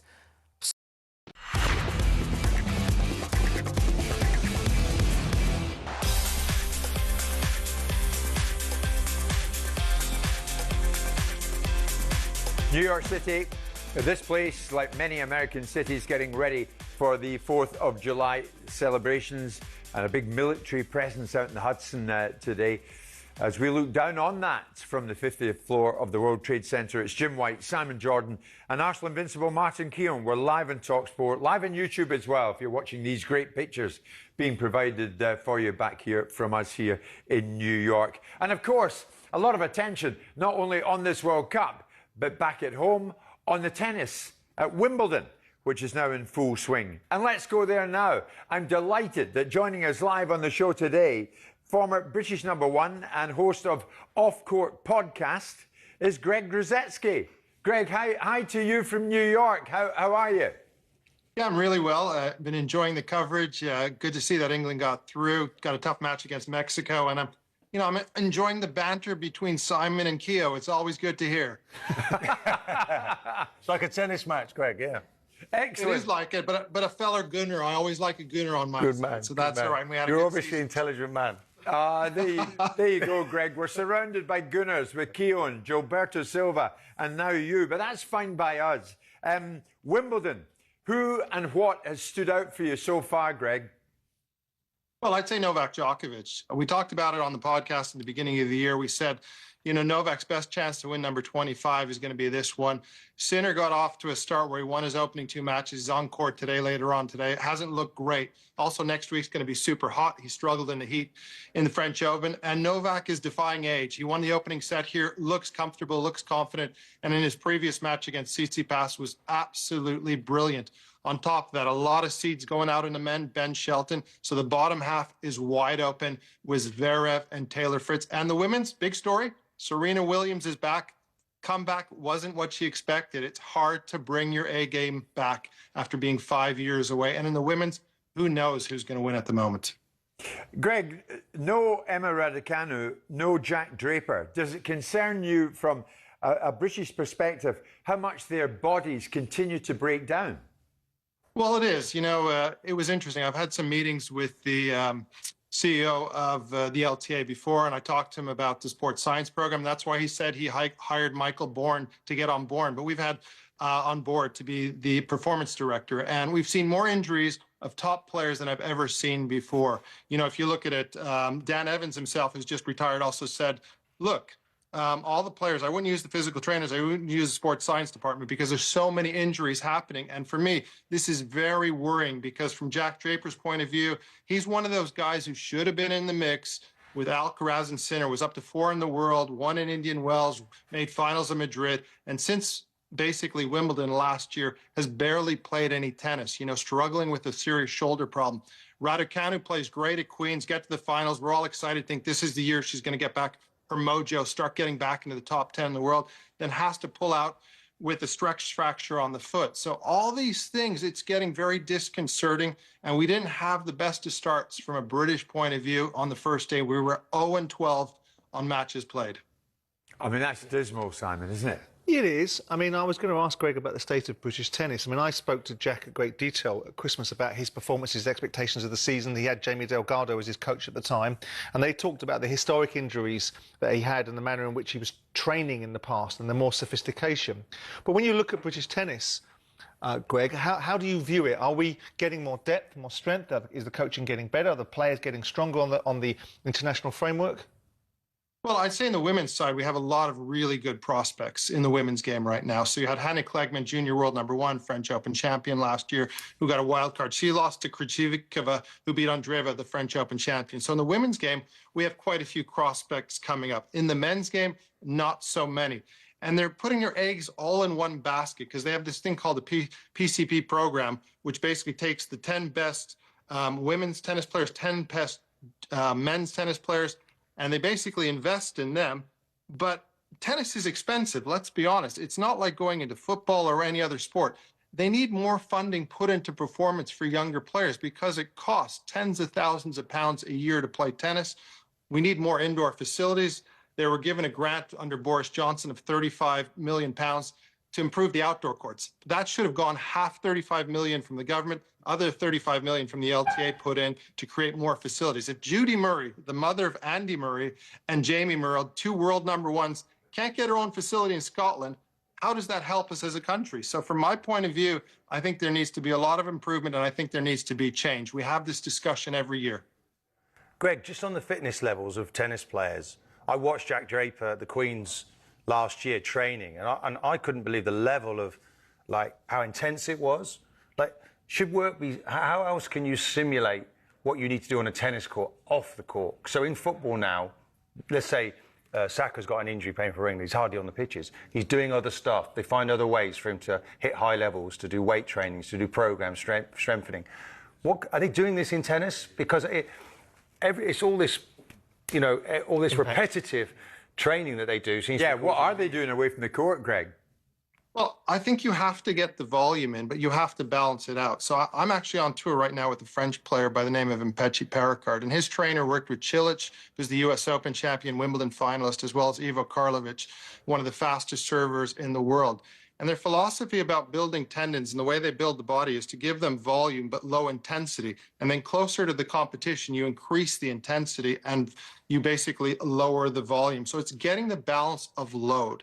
And that's the problem. And also, every player is trying to hit the ball 1,000 miles an hour. It's a combination of equipment, rackets, and trainings. But if you look at us as a Grand Slam nation, we don't hear about all the Americans getting injured all the time, do we? Or the Australians or the French. It seems to be something that's happening much more often in Britain with our top players.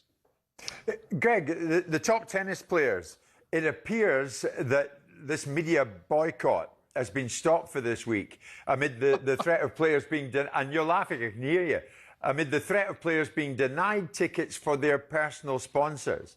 Now, we also heard that, like at the French Open, some players were planning to restrict pre- and post-match appearances to 15 minutes throughout the first week of the championships. And that was meant to symbolise the 15% of revenue which the Grand Slams allocate to prize money. In other words, the top players want more of the prize money. Have they got a case here, or are you laughing this off? I'm laughing this off. I thought you guys had a great discussion with Simon when he was talking about how you run a business. Wimbledon is a business. You're invited to come play. And most players don't understand that the costs for the All England Club is a certain few hundred million to run the event and to do the TV, to do the upgrades, to do all these things. So they have 100 million in profit. 50 million of that goes to the LTA to develop tennis in this country. The other 50 million basically goes to the players with prize money. They increase the prize money again. So from my point of view, it's a little bit ridiculous. I had this discussion actually with 2 of the top agents in the business, and both players have won Grand Slams.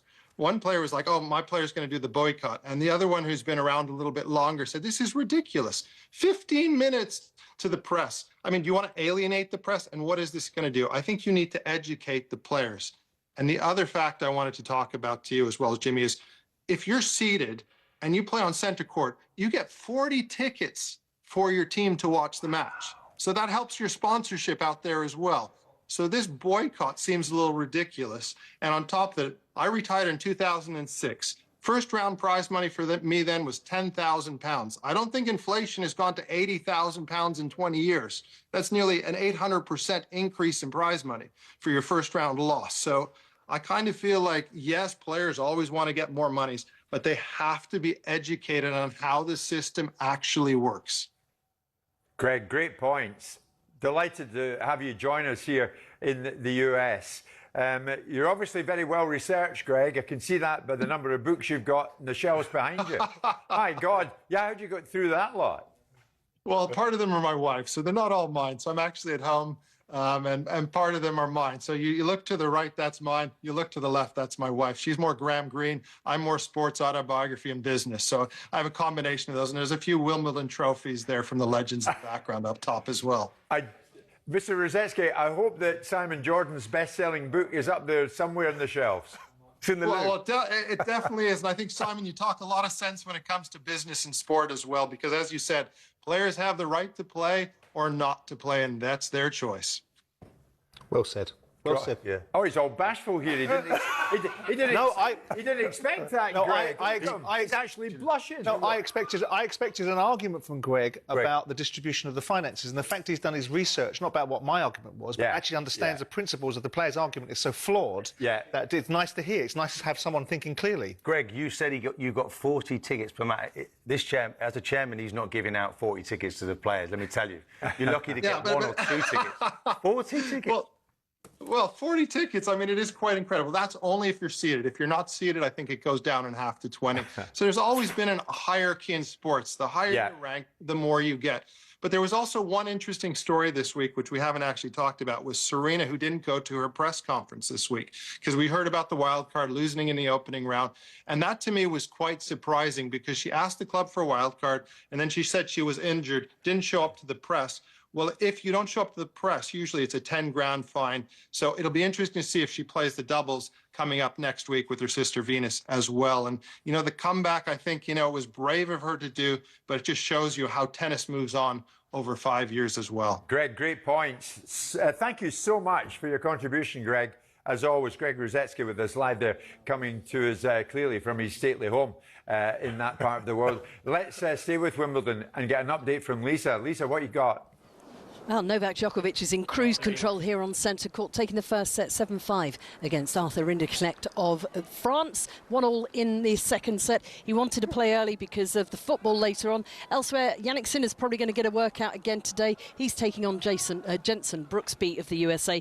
Naomi Osaka, though, threw in straight sets against Daria Kasatkina.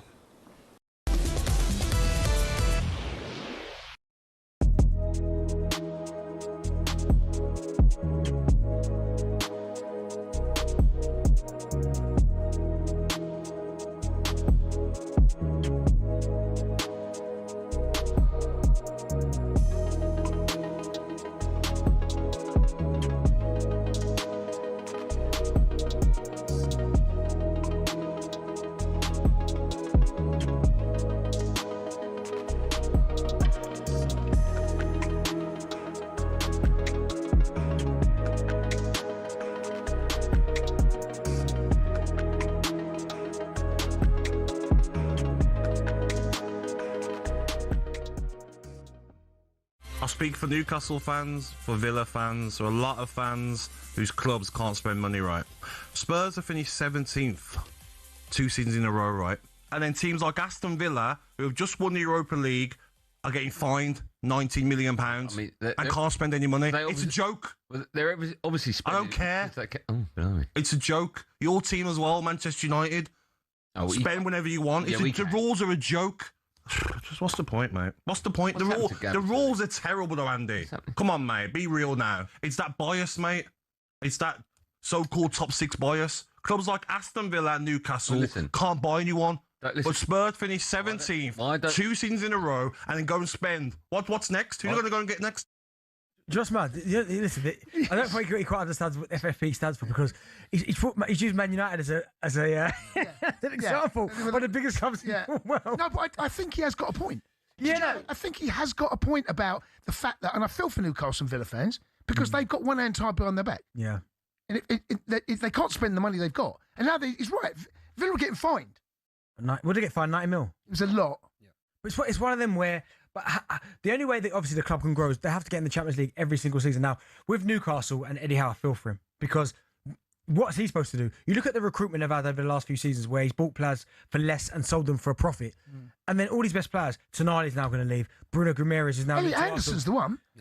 Yeah, but I think back then they didn't quite know that he was going to but they had to sell him. Yeah, because of the financial fair play. Right, they had to sell him. Not they wanted to. Isak, gone. And you know they haven't even got a sell-on clause as well. No, I feel, Eddie Howe, the job he's done at Newcastle, I think has been phenomenal. But what is he supposed to do from now? What is he supposed to do? You lose Isak, you get Voltemada. I don't know. There's levels. I don't know, mate. But Spurs feel as though they might be a bit of a problem next season because they're spending money and they're packing out the midfield, Cole. No, it's good. I think I said recently on the show that if Tottenham boosted that, that spine, I think there'll be something to definitely watch next season. I think it's obviously good for my old club to be going in this direction and hopefully they can, start creeping up the table now. Get ready to get that winning feeling with talkSPORT Win. This summer, talkSPORT is bringing you live and official coverage of every game of the FIFA World Cup 2026. And to celebrate, we're giving away £26,000 guaranteed. Go to win.talksport.com to enter now, and you could win 26 grand in your hand, tax-free. Enter now, and you could be the next to get that winning feeling, courtesy of talkSPORT Win. Find out how to enter now at win.talksport.com.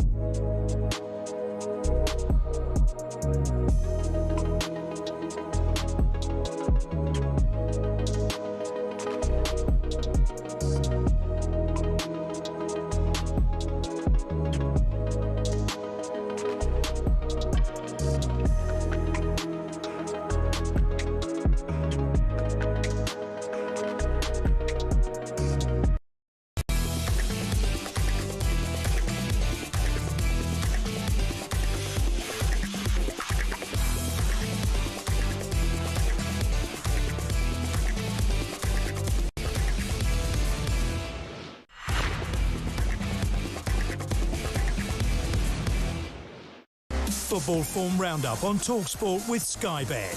The world's gone football. Get in on it with Sky Bet. 18 plus, gambleaware.org.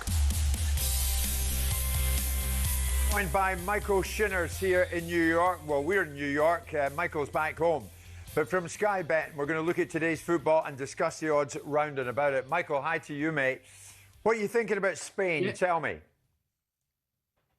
Yeah, afternoon, Jim. Yeah, I think they probably slow starters, I think would be fair to say, but they certainly kicked into gear last night. A really comprehensive victory. We've shortened them up on the back of that into 6-1 with ourselves from 7-1. Yes, they've got a tricky last 16 game against Portugal, but they're clear third favourites now. France heading the market with ourselves at 15-8. Argentina, who we see later, at 4-1, and then Spain at 6-1, and then it's 9-1 or bigger the rest, which brings in England. I see. So let's concentrate on the matches in hand. And of course, today we have three of them, Michael, and this place is eagerly looking forward to. Let's start with number one, Australia-Egypt. Go on. Yeah, Australia, just the fractional outsiders of the two of them. 13-8 Australia, 13-10 Egypt, and 15-8 the draw. Obviously, question marks over Mo Salah and his fitness. So Marmoush is going to be a key player for them. We're boosting him 2 shots on target. That's 3-1. He's 2-1 to score at any time. So, but I mean, of all the games, this is probably one of the tightest ones to call. And you could call it either way. Possibly Egypt might have a little bit too much for Australia, but could be although probably not our biggest turnover game. Certainly one of the tightest, I would think. Okay, can you call this either way? Argentina, Cape Verde? I'll be honest with you. I'm into hot speed figures. I would say Argentina are pretty strong favourites, to be honest, Jim. 1-9. 20-1 Cape Verde, obviously yet to win at the World Cup, but have done fantastically well to get through. And 15-2, the draw. We'll be interested, obviously, to see the game. We'll be waiting to see if Lionel Messi can score. 2-5 to score at any time. He's 11-5 to score a double, and there's 295 customers who are waiting to see. They had 66-1 that Messi, Kane, and Mbappe all scored a double in the last the games of last 32. Obviously, 2 of them have gone in Kane and Mbappe, so they're waiting on Messi for that 66-1. So 295 customers will be watching eagerly. Lovely, like it, Michael. Thank you. That was Look at the Latest Odds thanks to Sky Bet. 18+, gambleaware.org. Football Form Roundup on talkSPORT with Sky Bet. Download the Sky Bet app and get in on it with Sky Bet. 18+, gambleaware.org. World champions Argentina being mentioned there. They are in action today here in the US up against Cape Verde. I'm delighted to say Alex Crook, talkSPORT chief football correspondent, the hardest working fella in the US, joins us live on the show. Very keen to get your take on it. Look at Simon smirking. Real Madrid, Alex, have released a statement insisting they will not pursue signing Enzo Fernandez from Chelsea amidst constant talk about Enzo Fernandez going to Real Madrid.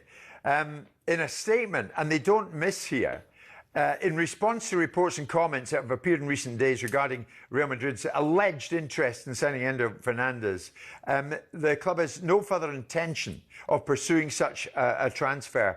And then, crucially, they come in with a very strong line, Alex, precisely because of the respect it has for an institution like Chelsea, and in keeping with the principles of institutional loyalty that have always guided Real Madrid's conduct.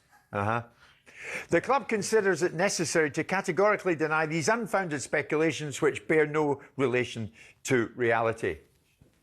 Why are they shutting it down in such vigorous terms?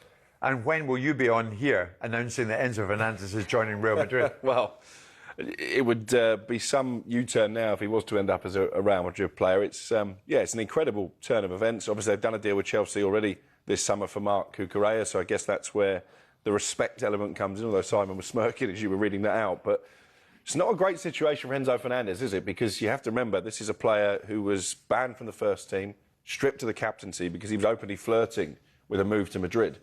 Well, that door has been closed now. I don't see anybody else paying 120 million quid, which is what Chelsea want for Enzo Fernandez. So there's a certain element of towel between legs when he returns for pre-season training, I'd imagine. So, Simon, off the back of what Alex is telling us, why would Real Madrid go to such lengths to so publicly want to shut this down? Well, maybe it's leverage to get the player to do some of the heavy lifting in terms of putting some downward pressure onto Chelsea, because maybe Chelsea are demanding such an exorbitant transfer fee that Madrid don't fancy it. And so you've got to read behind the lines. We have no further interest, which means they had interest in the first part, so something stopped their interest going forward. So that would suggest that there's something about the player's salary or something about the the transfer fee that Chelsea wants that's producing a problem for Real Madrid. So they'll play the holier-than-thou card of we're an institutional football club, we're the club of the nation, and we behave in this sort of way. We all know they don't. We all know that they sold their wasteland to the municipality to get into the Champions League, so they'll do whatever they can to get what they want. The fact is that perhaps it is about them asking, by definition, the player to do some heavy lifting, which is leaning on Chelsea saying they ain't staying. Because I think Chelsea are baked into their thinking that he's going. And with that in mind, it's a terrible position for the player to be in. I feel so awfully for him. We'll take that with a pinch of salt. The bottom line is, in the fullness of time, do you still expect them to join them? I don't know now, Jim. You know, I've never seen a statement quite like that where a club come out publicly and remove their interest in a player. So I think it's difficult. I don't see that Chelsea are going to come down too much in their valuation. As I say, I'm not sure that people are queuing out the door to pay 120 million quid for Enzo Fernandez. Just needs to concentrate on where he is right now. He's just about to play in a major World Cup game. There's also an interesting... He's a World Cup winner, isn't he? There's also an interesting component part of this, isn't it? Alonso's coming in the building having just exited Real Madrid. So he will be in the player's ear going, well, what, you want to go over there, that circus? Be here. I'm going to build a team. You're going to be built around it. So there might be 100 moving parts. And Madrid might have actually found themselves in the unfortunate position, and think about this as an alternate universe, that actually the players told them we don't want to come to them now. And actually Madrid are taking the trying to save face. Exactly. Yeah. Interesting indeed. We'll see what happens with that. Alex, you're joining us and staying with us as we head into our final hour here in New York City. And we're doing that with Toolstation. Fast Track delivers to you from 30 minutes. First stop, Toolstation at 3 o'clock with you back in the UK. It's now 10 o'clock in the morning here in a very warm New York City.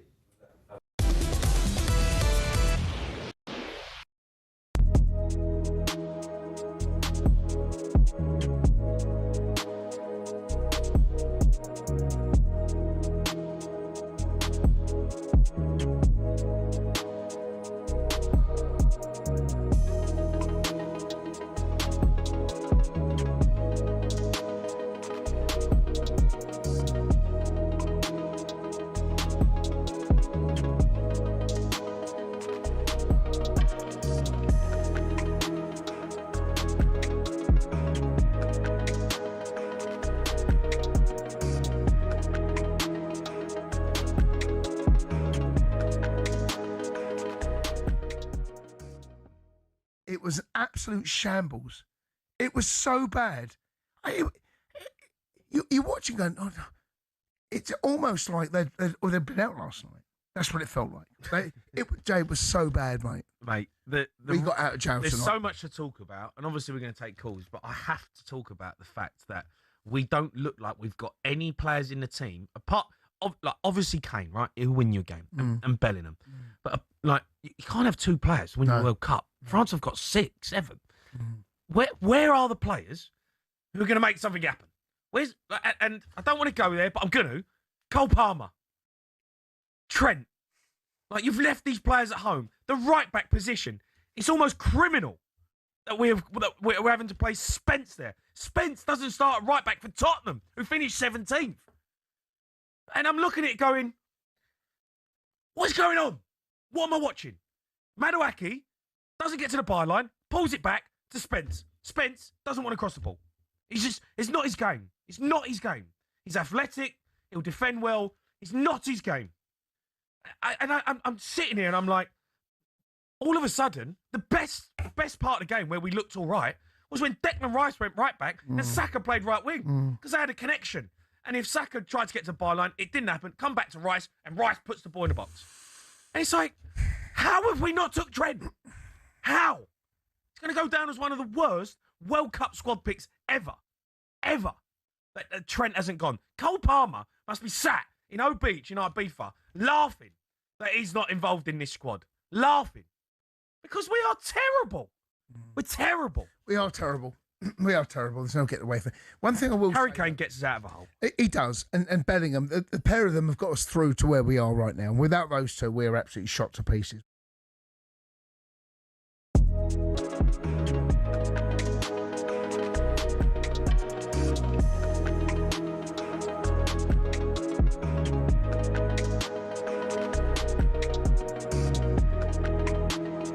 Talk Sport. With your latest sport headlines, I'm Matt Hutchinson. Good afternoon. The government's decision to let pubs stay open for England's date with Destiny in Mexico has been criticised by police bosses. The National Police Chiefs Council has called the announcement late, saying it's forcing officers away from communities. But landlord Jason Cleary is chuffed with that decision. When the goal's gone in, the singing, the drums are playing, and people are just jumping about and loving life. People want people to cheer. People want them to enjoy it. Well, we don't yet know who'll start at right back. Reece James and Jarrell Kwanzaa are injury doubts, with Tino Livramento already having flown home and Trent not even being picked. Former England right back Carl Walker says it's a far cry from the competition for places in his era. Now with trips, the likes of Reece James coming up and doing so well, Trent playing at Liverpool, winning Champions Leagues and Premier Leagues, and I look at it, they've got one natural fullback with Jed Spence. Nico O'Reilly's not a natural fullback. Meanwhile, the Lib Dems are calling for Harry Kane to be knighted. Elsewhere, traces of a banned drug have been found in 8 Tunisia players. We understand the drug has been caused by contaminated meat, but players are unlikely to face action as the traces are below the anti-doping threshold. Jurgen Klopp's in pole position to replace Julian Nagelsmann as Germany boss, and the Williams sisters' first-round doubles match at Wimbledon has been pushed back from today to tomorrow to give Serena longer to recover from injury. Bosses at SW19 want to give the pair every opportunity to compete. talkSPORT News. The government is talking to Pakistan about deporting a Rochdale grooming gang ringleader, and aircon units and fans are in short supply as Britain heads into another heat wave this weekend. Nick has more at past. talkSPORT weather with QuickFit. This summer, treat yourself to Bridgestone Turanza All-Season 6 tyres with a 25,000 mileage guarantee. Book today at quickfit.com. Conditions apply. We're expecting the rest of this Friday afternoon to be sunny for most of the UK, as we heard more hot weather forecast this weekend.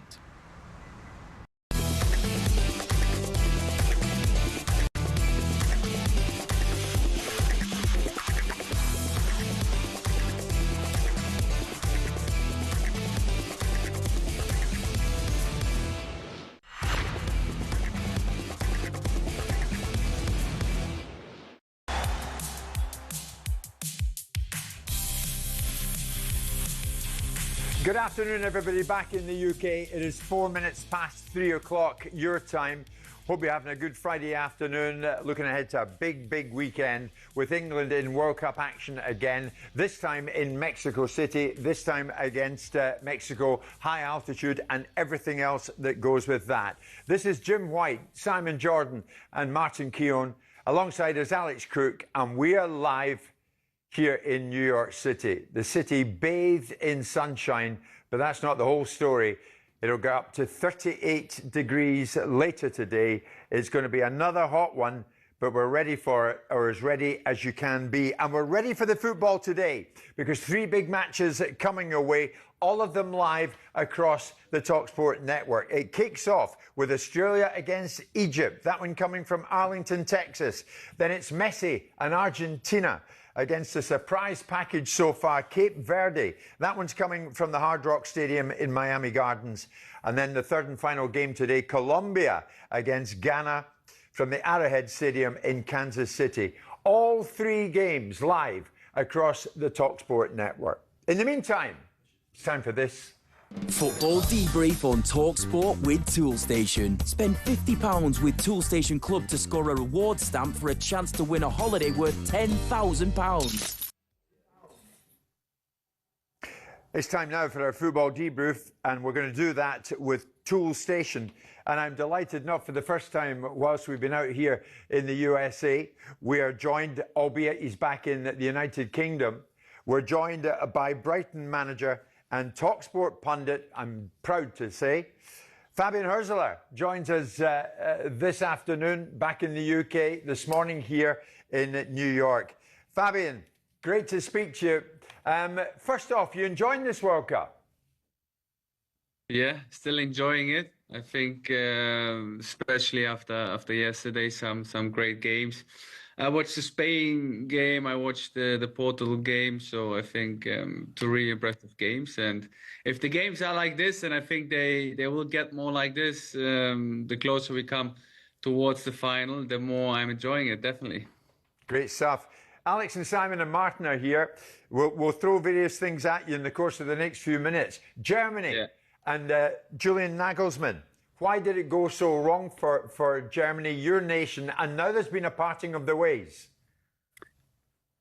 First of all, of course, it's very disappointing for Germany, for us, because I think we have a lot of quality, but tournaments are unforgiving. Like sometimes the difference between coming to the next round, going far, or going home is one moment, is one decision, and in this case was one penalty.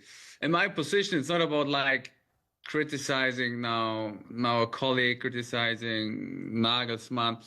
I just want to mention 3-4 things I learned in my last 2 years here in England, and I think they're just crucial. The first thing is clarity. I think every player needs to know his role, and every player needs to play in a position where he's better.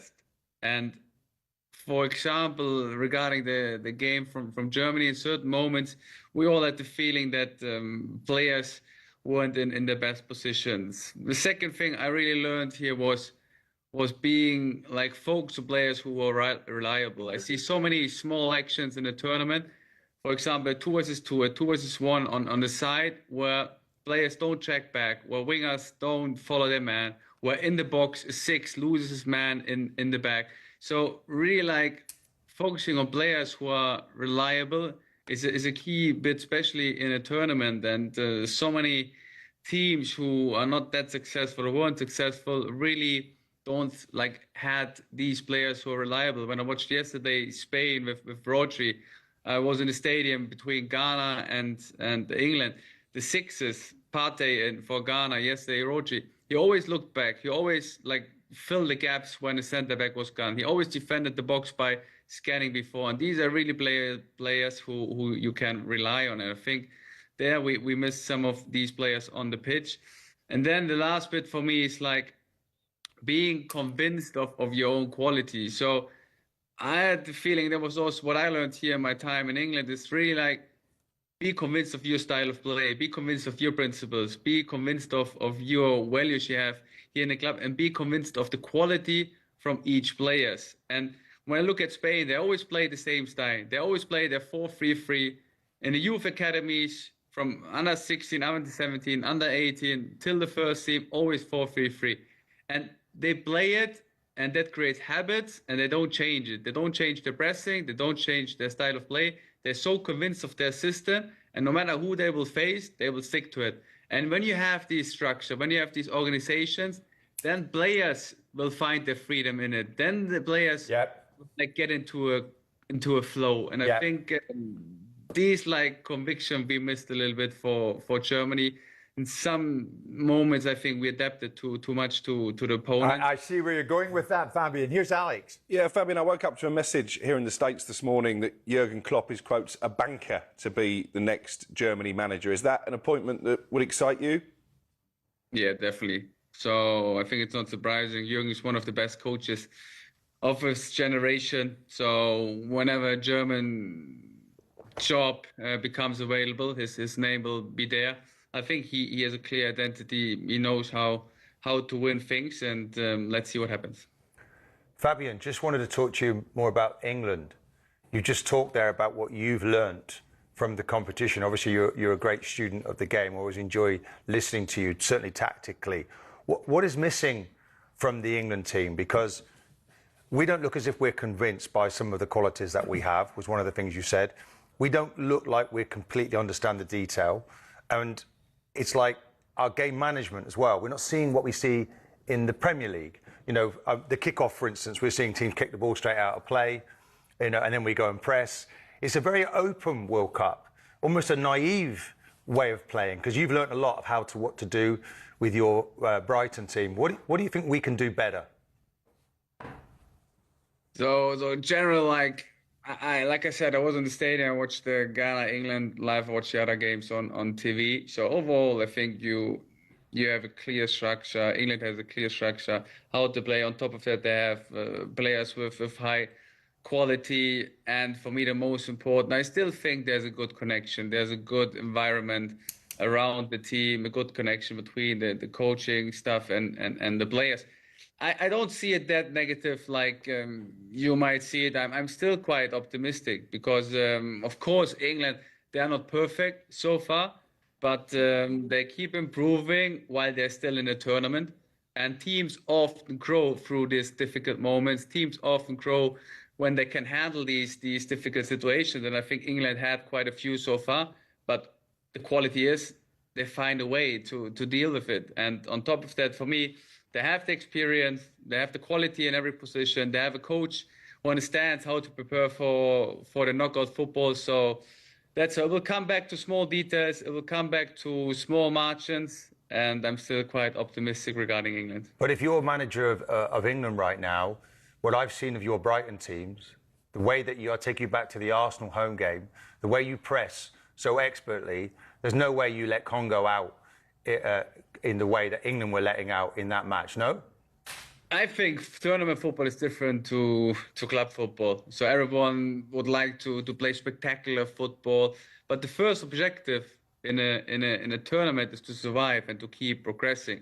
And sometimes efficiency becomes like more important than aesthetics, and therefore they are efficient. They are maybe not the most aesthetic at the moment, but England has shown resilience. They find a way to win games, and for me that is more important in a tournament, especially in knockout football.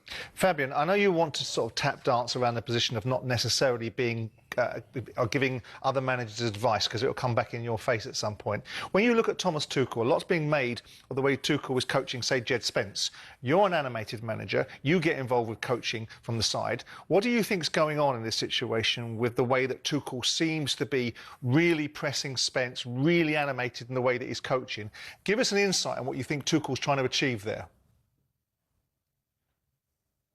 So I think that he has like clear profiles regarding his fullbacks. He has like clear demands, clear expectations, a clear profile, what a fullback in general should be doing in a system. And I see his system quite flexible, and I see in his system a fullback plays really like a playmaker role, and a fullback who can really like create a dynamic of deep runs, with overloads, with underlaps, and I think therefore he's keep pushing Spencer, because this is a profile who has all these attitudes inside of him, who has all like these qualities.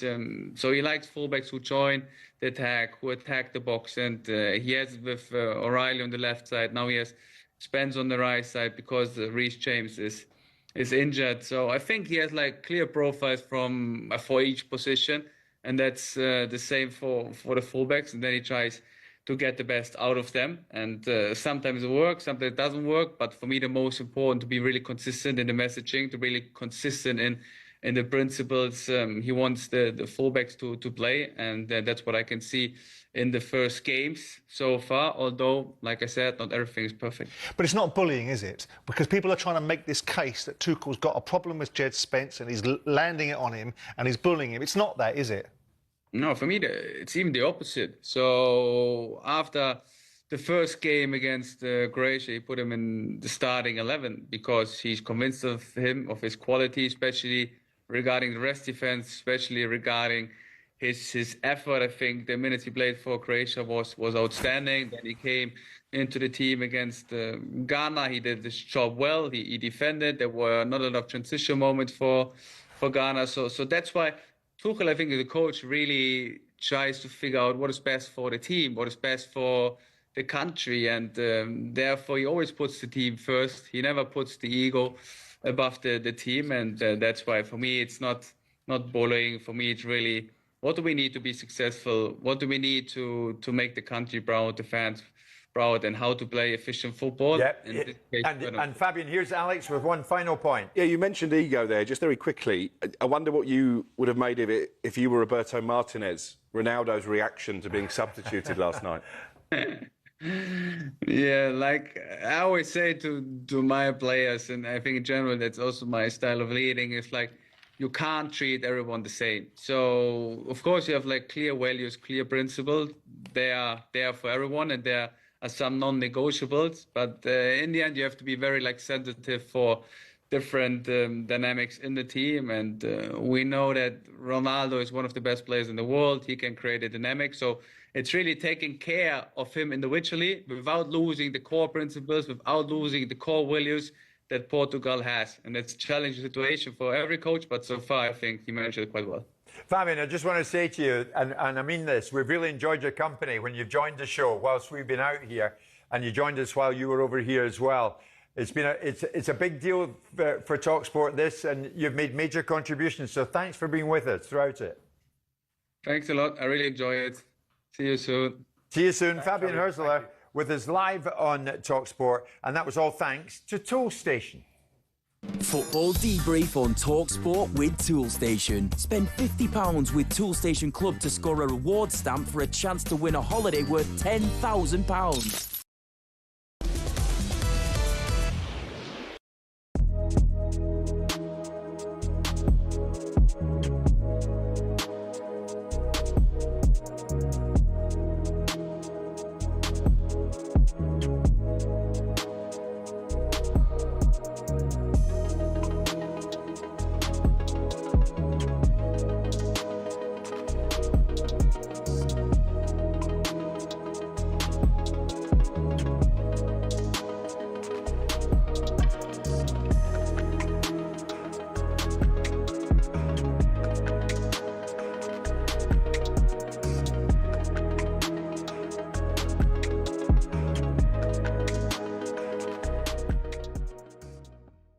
we've already established you're a deluded Arsenal fan. What do you make of Morgan Rogers and 130 million pounds?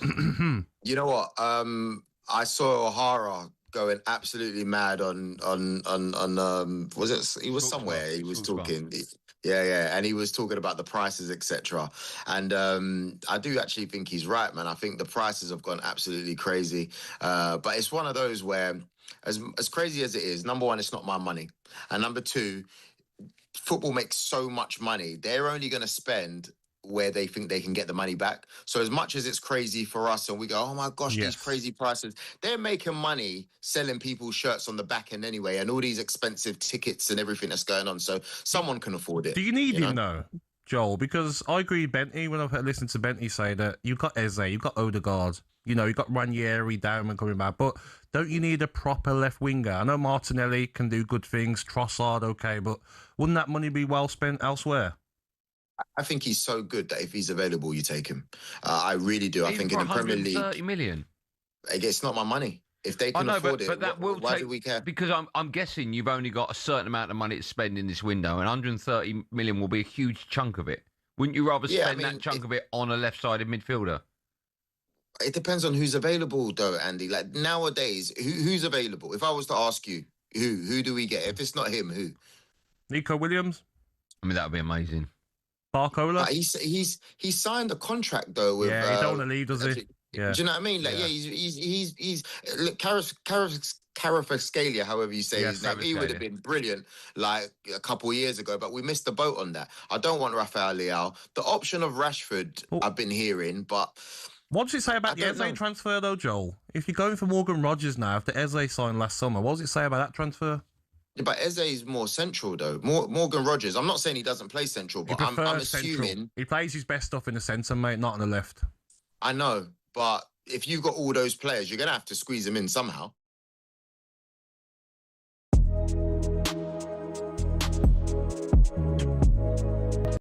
Get ready to get that winning feeling with talkSPORT Win. This summer, talkSPORT is bringing you live and official coverage of every game of the FIFA World Cup 2026. And to celebrate, we're giving away £26,000 guaranteed. Go to win.talksport.com to enter now, and you could win 26 grand in your hand, tax-free. Enter now, and you could be the next to get that winning feeling, courtesy of talkSPORT Win. Find out how to enter now at win.talksport.com.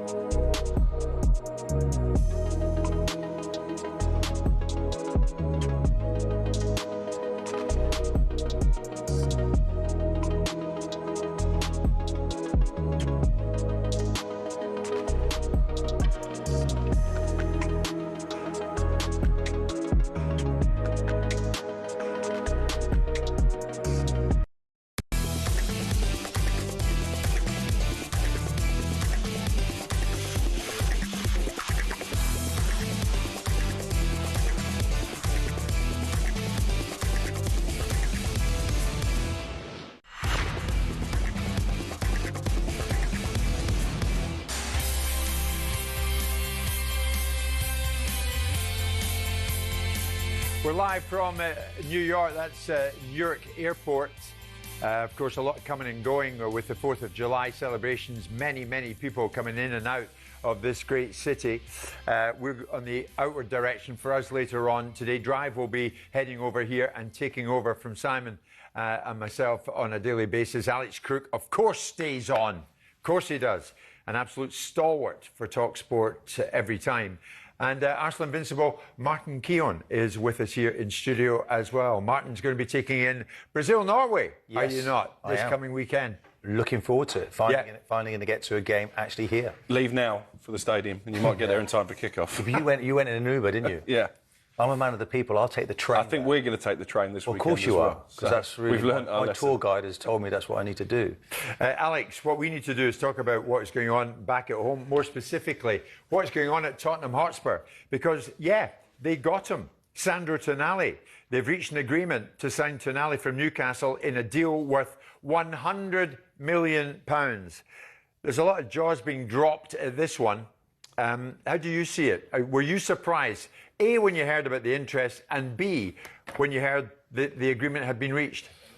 No, not surprised, because obviously when Daniel Levy left the club, the owners said they would prioritise sporting success. The only way they can do that is by changing their pay structure, changing their transfer policy.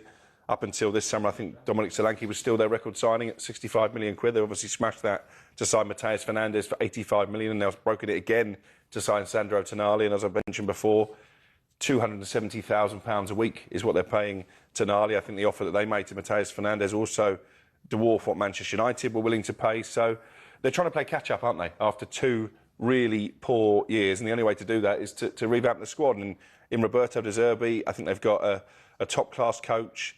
They're obviously building a team in his image, and I think it's going to be a much better season for Spurs next season than it has been for the last couple of years. Is there more to come? I think so, yeah. They want a wide player, potentially a forward as well. Obviously, there'll be players leaving, but intriguingly, we've been mentioning for a week or so now that Lucas Bergvall was looking to leave because he thinks his playing time is going to be limited. It's my understanding they've told him he won't be sold, Lucas Bergvall, this summer. So as well as adding to the squad, they want to keep the best players that are already there. This feels like a new Spurs, doesn't it? It does.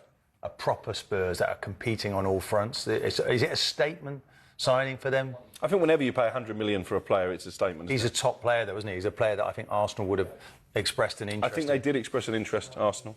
Yeah, but maybe the money is too big. Yeah. But I don't know how many of these £100 million players they can buy, Jim. Do you know? So it's like is this the best spending, overall for the quality of their squad, because they're going to go from where were they 17th last season to top 4. So I know they've got to go big. But, they need 3 or 4 of these signings. OK, that's Tottenham. Where are Nottingham Forest going, Alex? Do you have an update for us on Oliver Glasner? I think that's pretty much done. 3-year contract. Very lucrative salary, making him one of the highest paid managers in the Premier League. We wondered, why would you leave Palace for Forest? Is it a sideways step? Well, I think his bank account will tell him it's not a sideways step. And again, what he's got in Evangelos Marinakis, and Simon will back this up, is a chairman who is willing to put his hand in his pocket. We saw how hard he fought to keep Morgan Gibbs-White last summer out of Tottenham's clutches. We saw how hard a bargain he drove when it came to Elliot Anderson and Manchester City, and I think they will reinvest in the squad. I think Marinakis sees Glasner as someone who can challenge for Europe next season. How many managers do we make that now, Forest, if we count that this is still in last season? I think it's 4 since Nuno went in September. And you want to go and work with a man like that? And how long do you think you'll last, Glasner, in a role? If anything goes wrong at the start of the season, they lose the first 4 games, he's probably out of a job, no? Yeah, it's a fair shout. But again, I think the salary will comfort him at night. Simon, people seem willing enough to go to Watford and work for the Potsers, so why not Marinakis? Well, you back yourself, don't you? Exactly right. Of course, you don't go into things thinking about what you're going to lose. You think about what you're going to gain. You're going to gain an owner that takes the transfer spend and puts it back into the team. I thought Pereira, though, did a decent job, no?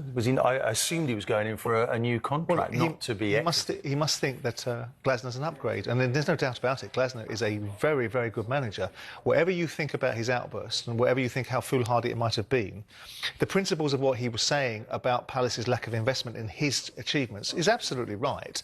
They make their commercial decisions. They want to run their football club the way they want to run it. Glasner was a welcome addition to the Crystal Palace setup. He brought them an FA Cup alongside the owners and whatever they did and didn't do with the team. And now he's got a situation where Marinakis, wherever he is or he isn't, he backs managers. This guy can't complain about the backing he's going to get, because he'll take the 120 million quid that he's got from Elliot Anderson and he'll put it back into the team. Whereas Palace sold Eberechi Eze or Joachim Anderson or David Olise, and predominantly only a 50p in the pound went back into the side. I didn't see Glasner going. I don't think anyone saw him going to Forest. He's most successful ever Crystal Palace manager. What he's done. A lot of managers have been there. I think you have to understand the mechanics of the man. He wanted, from what I understand, he wanted to stay in England. He had no desire. His daughter is in London studying, and he wants to be in England. And ideally, he'd like to be in London, and that might. But maybe if he'd kept his mouth shut, he might have been at Chelsea. But the point is that he's got Nottingham Forest are a good club. And they're a decent club in terms, and the owner's very ambitious. Yeah. So if you support the owner, because he'll play a brand of football. Is it a stable club in terms of do they look after their managers? I mean, with respect, this is a club that's been dragged out of nowhere by one owner. They were outside of the Premier League for 23 years. I think he's earned the right to do what he wants. And you won't hear any Forest fan questioning his decision. Neither should they. And we finished very briefly. Lampard signs a new 3-year deal with Coventry. Was that ever in any doubt? Was he always going to stay at Coventry, do you think, Alex? From what I'm told, he did speak to Crystal Palace. Yeah. But I think he realised that Doug King at Coventry, you had on the programme when he was appointed and gave his reasons for it, took him from the wilderness. And obviously he's repaid Doug King by taking Coventry back into the Premier League. And I think probably he felt it would be a bad look if he abandoned ship at the first possible opportunity. OK, 3:30 with you at home, 10:30 here in New York City, 10:30 in the morning. We're going to be talking at World Cup matters when we come back. In the meantime, for all your trade or DIY projects, first stop, as you know by now, Tool Station.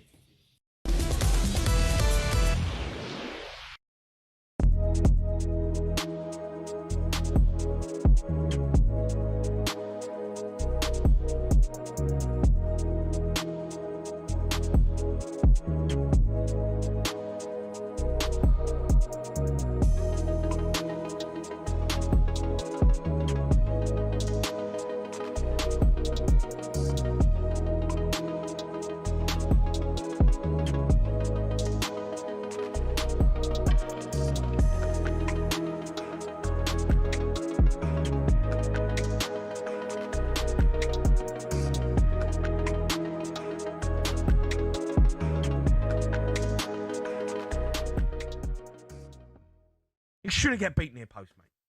He should not get beat near post. I'm not having it. That football saying has been knocking around since I was a kid. Right? In that situation, there's no defender in front of him. He's had a touch. He's got his head up. He's got the goal to aim at. He can go that way. He can go this way. Pickford knows that. Stop saying he shouldn't get beat. No, but, all right, okay, right. Are you saying it's a crime? No, he shouldn't get beat. He shouldn't get beat. Why not? Why not? Right, stand there. Right, we've got two posts here. Right, that's a goal. Right, please, for me. What's the goal? Well, there's the goal. You got a post there and you got a post there. All right, talkSPORT's the goal. All right. So that's their post. Yeah, you got. That's their post. Yeah, right. You got your Seaman shirt on, right? Okay. Right.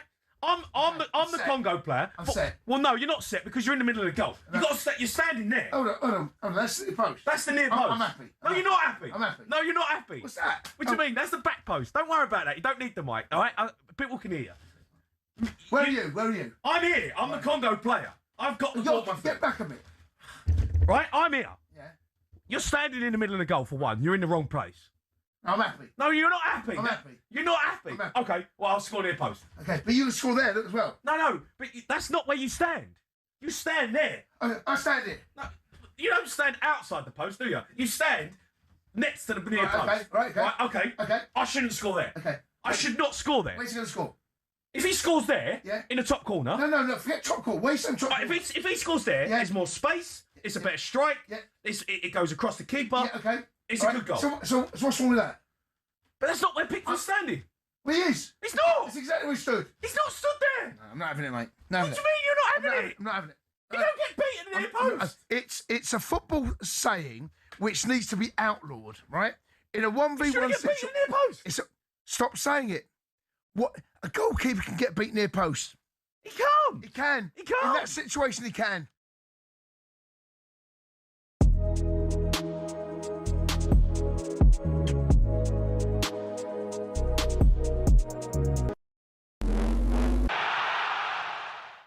We've all seen one of these before, right? The old heavy leather book. No, not that one. That one. Used in World Cups and football as a whole for years back in the day. It's a far cry from modern balls made from synthetic materials full of sensors for VAR and goal line technology. So when did the switch happen? Up until 1970, it was generally the rule of thumb that the host nation would provide the ball. The balls were always made from leather, usually with a vulcanized rubber interior, the same stuff they make tennis balls from. But in rainy and muddy conditions, the ball would absorb loads, and it was like playing with a brick. In 1970, Adidas were tasked with creating their first ball, and they came up with this icon, the Telstar. Despite its new, sleek look, it was a handful for goalkeepers and pretty unpleasant to head with. So in 1974, Adidas came out with the Telstar Durlast, the first synthetically coated ball that would be resistant to water and mud, and generally wouldn't wear as badly. The next major breakthrough came during the 2022 World Cup in Qatar, where Adidas placed an alien-like sensor in the middle of the ball, tracking every touch at 500 hertz to aid referees in offside decisions and handball calls. But in essence, it's the same ball developed by Adidas over 40 years ago.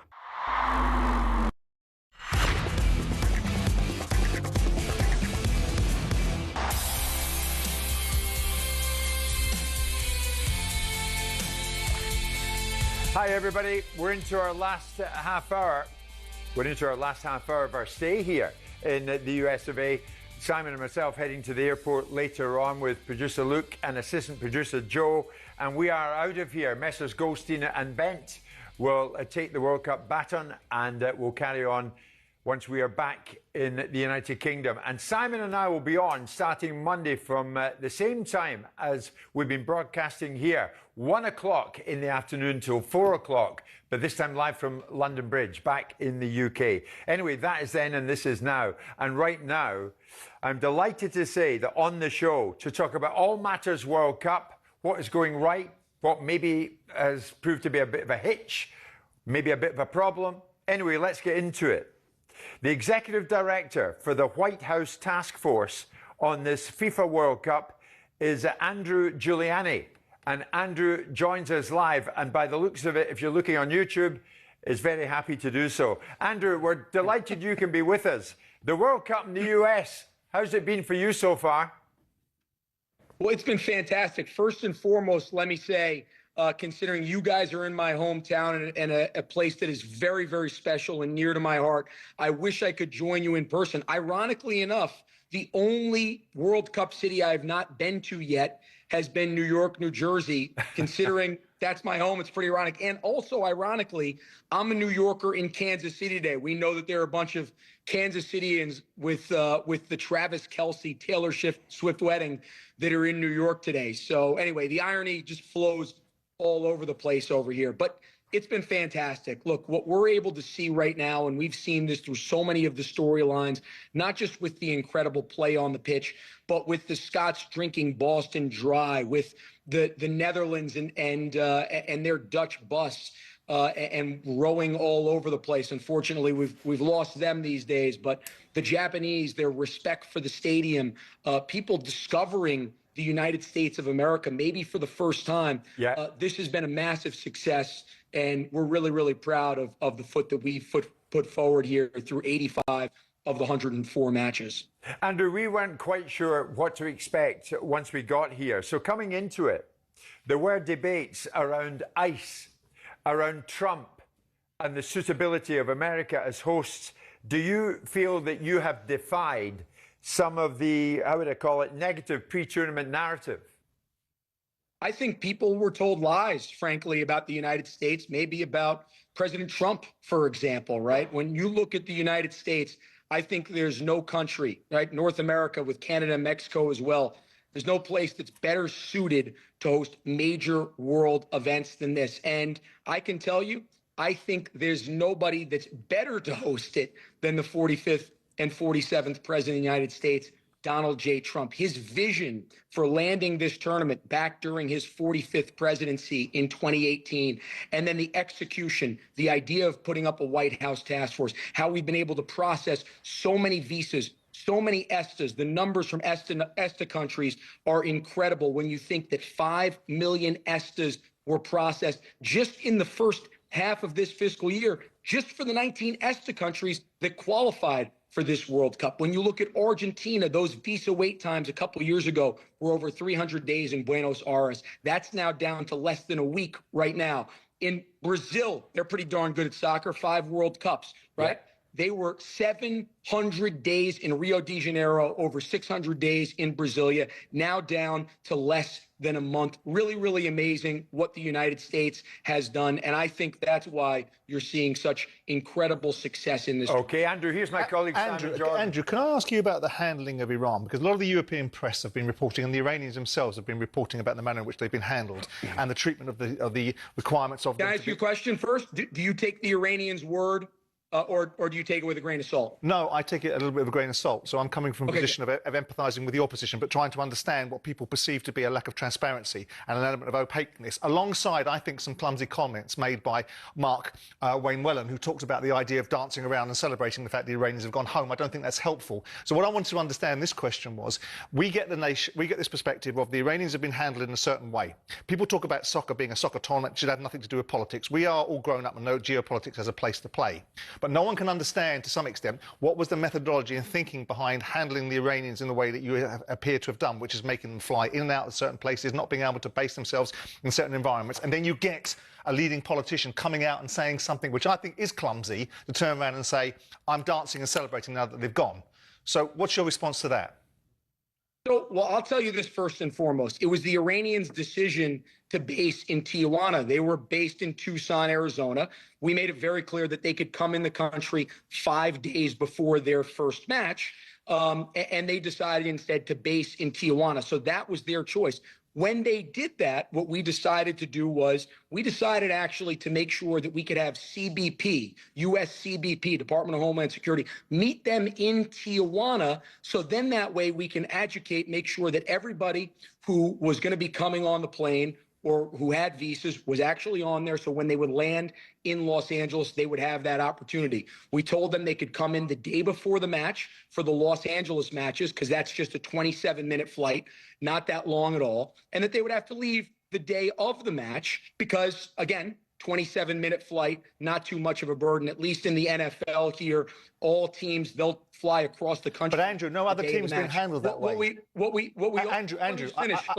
Hold on. Let me just finish here. I let you answer ask the question. Let me finish, because I want to show you what we also did was with Seattle. We understood that was a 3-hour flight. We gave them the second day for parity. Can I tell you why they were handled that way? Yeah. Because they were the only team that was putting in people with visas that had direct ties to terrorist organizations. So the reason why Secretary Mullen went out and probably said what he said is because he's extremely focused on protecting the United States of America and protecting all those international visitors that were coming here to enjoy this tournament. And when you see people that have direct ties to terrorists, that are actually having conversations with them, plotting about what they're going to do. So, Andrew, are you telling us here and now, live on our show, are you telling us live on our show that the Iranian football team was a national security that's what we ultimately threat? Now I'm happy to listen to your question that you let me finish. Please, go ahead. Are you telling us that this Iranian football squad was a national security threat to you? What I'm telling you is we processed all 31 players to be on the pitch. We processed all the coaches, everybody who was on the pitch to achieve parity. We got them on there. What I'm also telling you is they had officials, as Secretary Rubio said, as Secretary Mullen has said, that had direct ties to the IRGC, that were communicating and coordinating with them. And can you produce evidence that some of those within the Iranian party had terrorist links? Some of this, yeah. I mean, we can. I'm not going to go and pull out my binder right here and show it to you guys, but why don't you? Because there's doubt about that. Let me ask you a question, though, guys. Seriously, do you guys actually not believe that a country that's been saying death to America for 47 years and has killed not just more Americans on the battlefield over the last 25 years. But Andrew, if that's the case, why did you allow them to participate? The last 25 years, that they actually would not be doing that? Are you guys trying to tell that to your viewers? If that's your stance, why allow them to play in the World Cup at all? Well, look, we wanted to allow the team to be able to come in and play, and we did allow the team to be able to come in and play. But an official that was not going to affect the play on the field, I think that was very reasonable to draw the line there. And thankfully, we look at this tournament and the way that they were able to get in and come out, and the fact that there were no incidents around that team. And it wasn't just around the team. It was around the fans. It was around the other team. I can tell you, we poured plenty of resources into making sure that team was safe as well. And guys, I think you saw the letter in Los Angeles that they ended up writing, the thank you letter, that was truly amazing. The fact that the captain went out there, Taremi went out there after the first match and said that it was a pleasure to play here. I mean, that took some real guts. And I will tell you this, guys, you know, when I look at this team, right, I think the team they're hostages, right? They're hostages of the regime, and they're forced to say some things that they may not believe. Go back to the 2022 Qatar World Cup when they protested during the anthem of the opening match. And then we're told that they better sing or guess what? Your family's going to get it.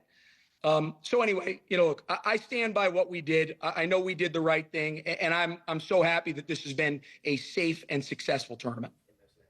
They did leave letters on the wall of the dressing room, though, Andrew, which obviously went into some detail about missile strikes, U.S. missile strikes on Iranian schools.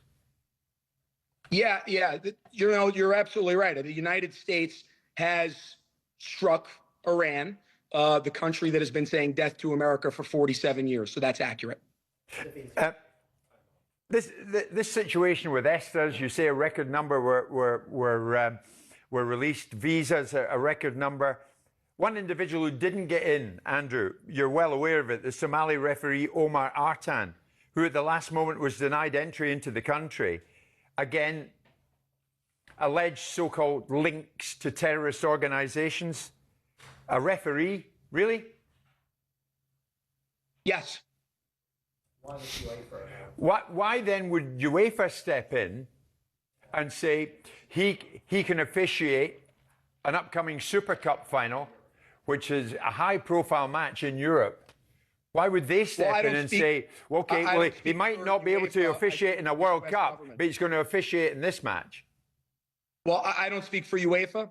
I speak for the U.S. government. What I could tell you specifically with him, he's the only player, coach, or referee who did not get in. And there was a very good reason for that. CBP made that call. Secretary Mullen made that call. And it was absolutely the right call, and I stand by it. Now, guys, it seems like you guys want to focus on, you know, maybe one or two issue sets over here and not actually focus on everything that was done to make this so far the most successful World Cup that's ever been played. But, you know, I got time if you want to go through all the incredible successes of this World Cup. I'm here.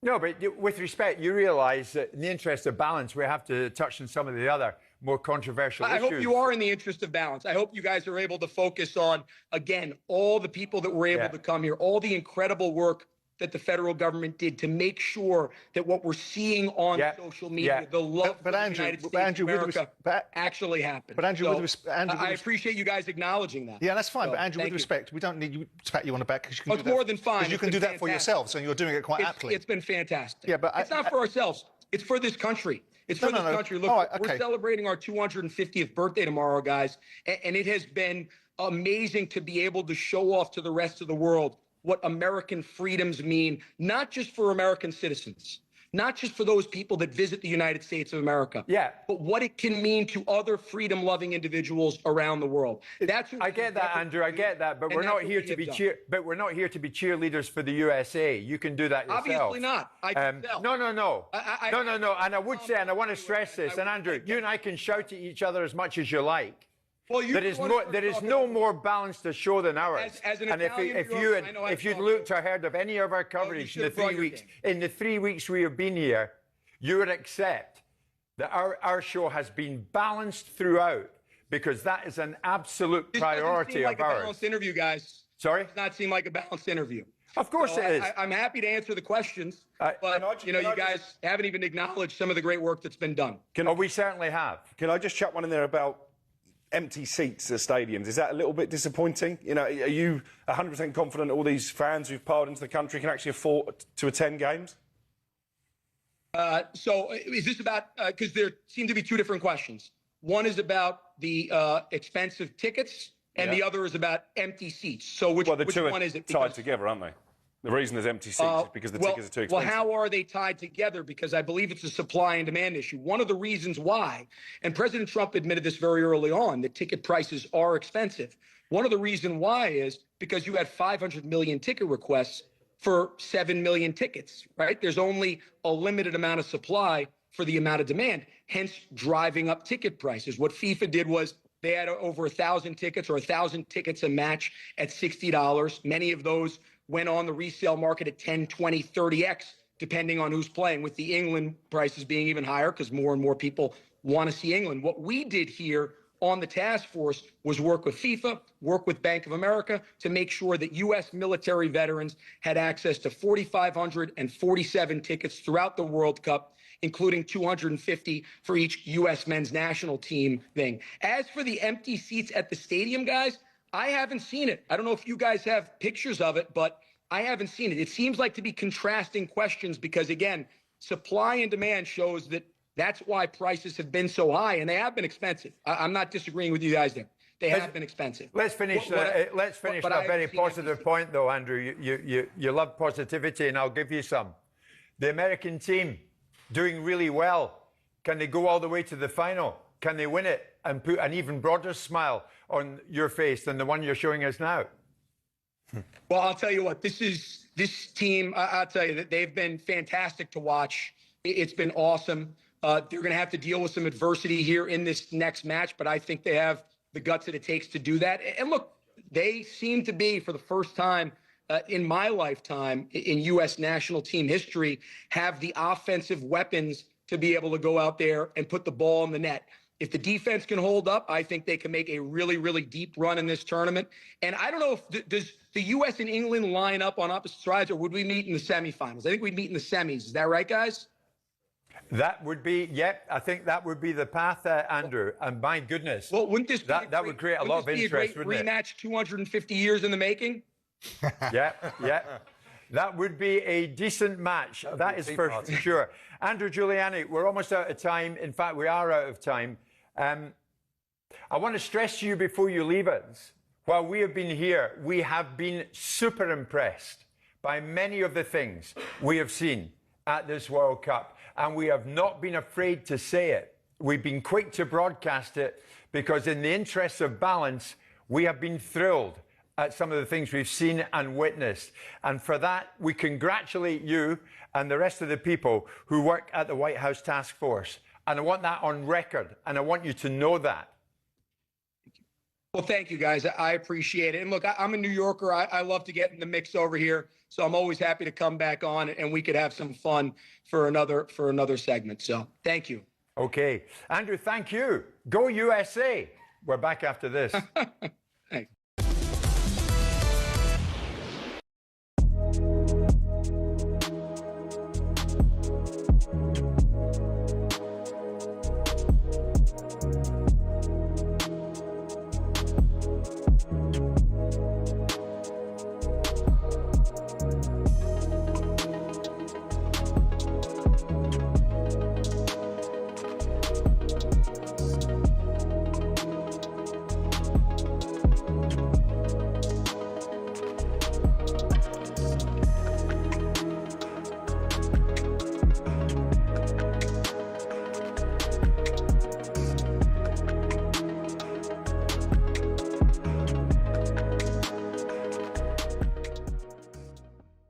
Quick one on Portugal against Croatia. Portugal won 2-1 in the end. Ronaldo, of course, getting his first knockout goal with a penalty straight down the middle.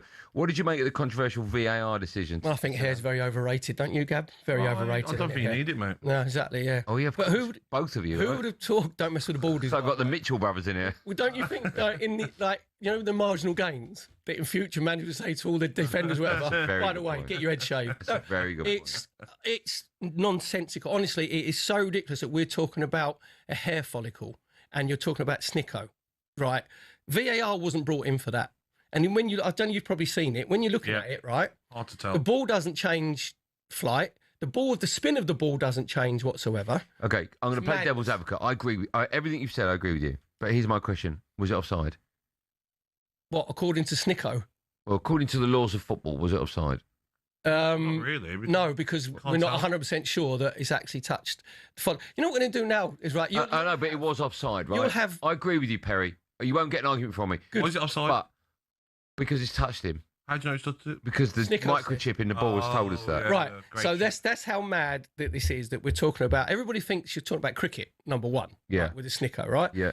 That's not. football was about emotions and losing your mind and celebrations and exalted moments with your friends, your family, aunties, uncle, and on the pitch as well. VAR was brought in for Thierry Henry's handball. France against Republic of Ireland. That is it. So now they've made themselves so important that we're going to, the minutiae, we're going to go into CSI sort of, Yeah, I don't like it. PGMO. I know, but if we score the winning goal in the World Cup final and it's offside. Get ready to get that winning feeling with talkSPORT Win. This summer, talkSPORT is bringing you live and official coverage of every game of the FIFA World Cup 2026. And to celebrate, we're giving away £26,000 guaranteed. Go to win.talksport.com to enter now, and you could win 26 grand in your hand, tax-free. Enter now, and you could be the next to get that winning feeling, courtesy of talkSPORT Win. Find out how to enter now at win.talksport.com.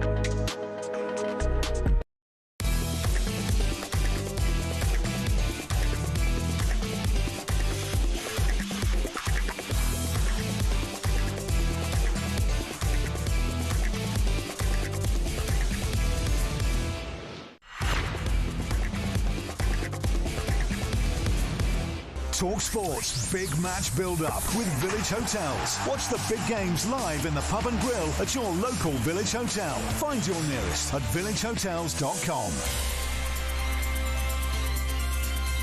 Well, that's right. Time to look at one of tonight's games with Village Hotels. And, of course, the big talking point, Argentina going in against Cape Verde. Alex alongside Simon, alongside Martin. Is this where it ends for Cape Verde, Alex? Well, you'd be very surprised if it didn't. But as Martin pointed out when I first joined you, they stopped Spain scoring, didn't they, Cape Verde? So we expect it to be a walkover. We expect Messi to be amongst the goals again. But it might be a little bit more difficult than it looks on paper. But, yeah, ultimately, I think Argentina will prevail. What do you think, Martin? Yeah, look, I've enjoyed Cape Verde and their fans and their celebrations and the joy of watching them, because that's what this World Cup's been about, isn't it? Growing it to 48 nations. But this would have been the big boys turn up now, and I think it'd be Argentina would be too much for them. OK, you can watch the games live in the pub and grill at your local Village Hotel, remember. Find your nearest at villagehotels.com. Plus, for a chance to win a Village Hotel VIP experience for the World Cup final at a Village Hotel near you, head to talksport.com/win. talkSPORT's Big Match Build-Up with Village Hotels. Watch the big games live in the pub and grill at your local Village Hotel. Find your nearest at villagehotels.com. Is he going to say we're going to get it? OK, England go in against Mexico in Mexico City Sunday. Alex, before we leave everybody today, bit of news I think you've got on the England lineup or the squad availability. And a bit of better news when it comes to Reece James. I'm told he will be in contention for this game on Sunday. Obviously, he's missed the last couple with a hamstring issue. I'm told the scans have come back positive, so Reece James could well be in the squad for England against Mexico. Simon, we're out of here. We are. You enjoyed it? I am. I'm also pleased to be going home, but yes, I have enjoyed it. Yeah. Thanks to everybody. Thanks to the guys here in studio, Joe and Susan and Finn, who crack on for talkSPORT. This facility we have had here with Pat and Bill, who provided it here in the US, it has been absolutely amazing on the 30th floor of the World Trade Center. The 50th floor, I'm undercutting it, Bill. The 50th floor of the World Trade Center. It has been a blast, and we really have enjoyed ourselves. And that's because we have been afforded such great facility here and such great hospitality on a daily basis. I want to thank everybody for the job that they have done to that end. Mr. Andrew Giuliani, Executive Director for the White House Task Force, we shall meet again and enjoy another chat. Of course, I'm sure of that. Coming up next, as we head to the airport, It's a sports bar takeover on World Cup Game Day Drive as Jamie O'Hara is joined by Jason Cundy. Do not go anywhere. We're out of here. Thank you, New York. It has been absolutely phenomenal.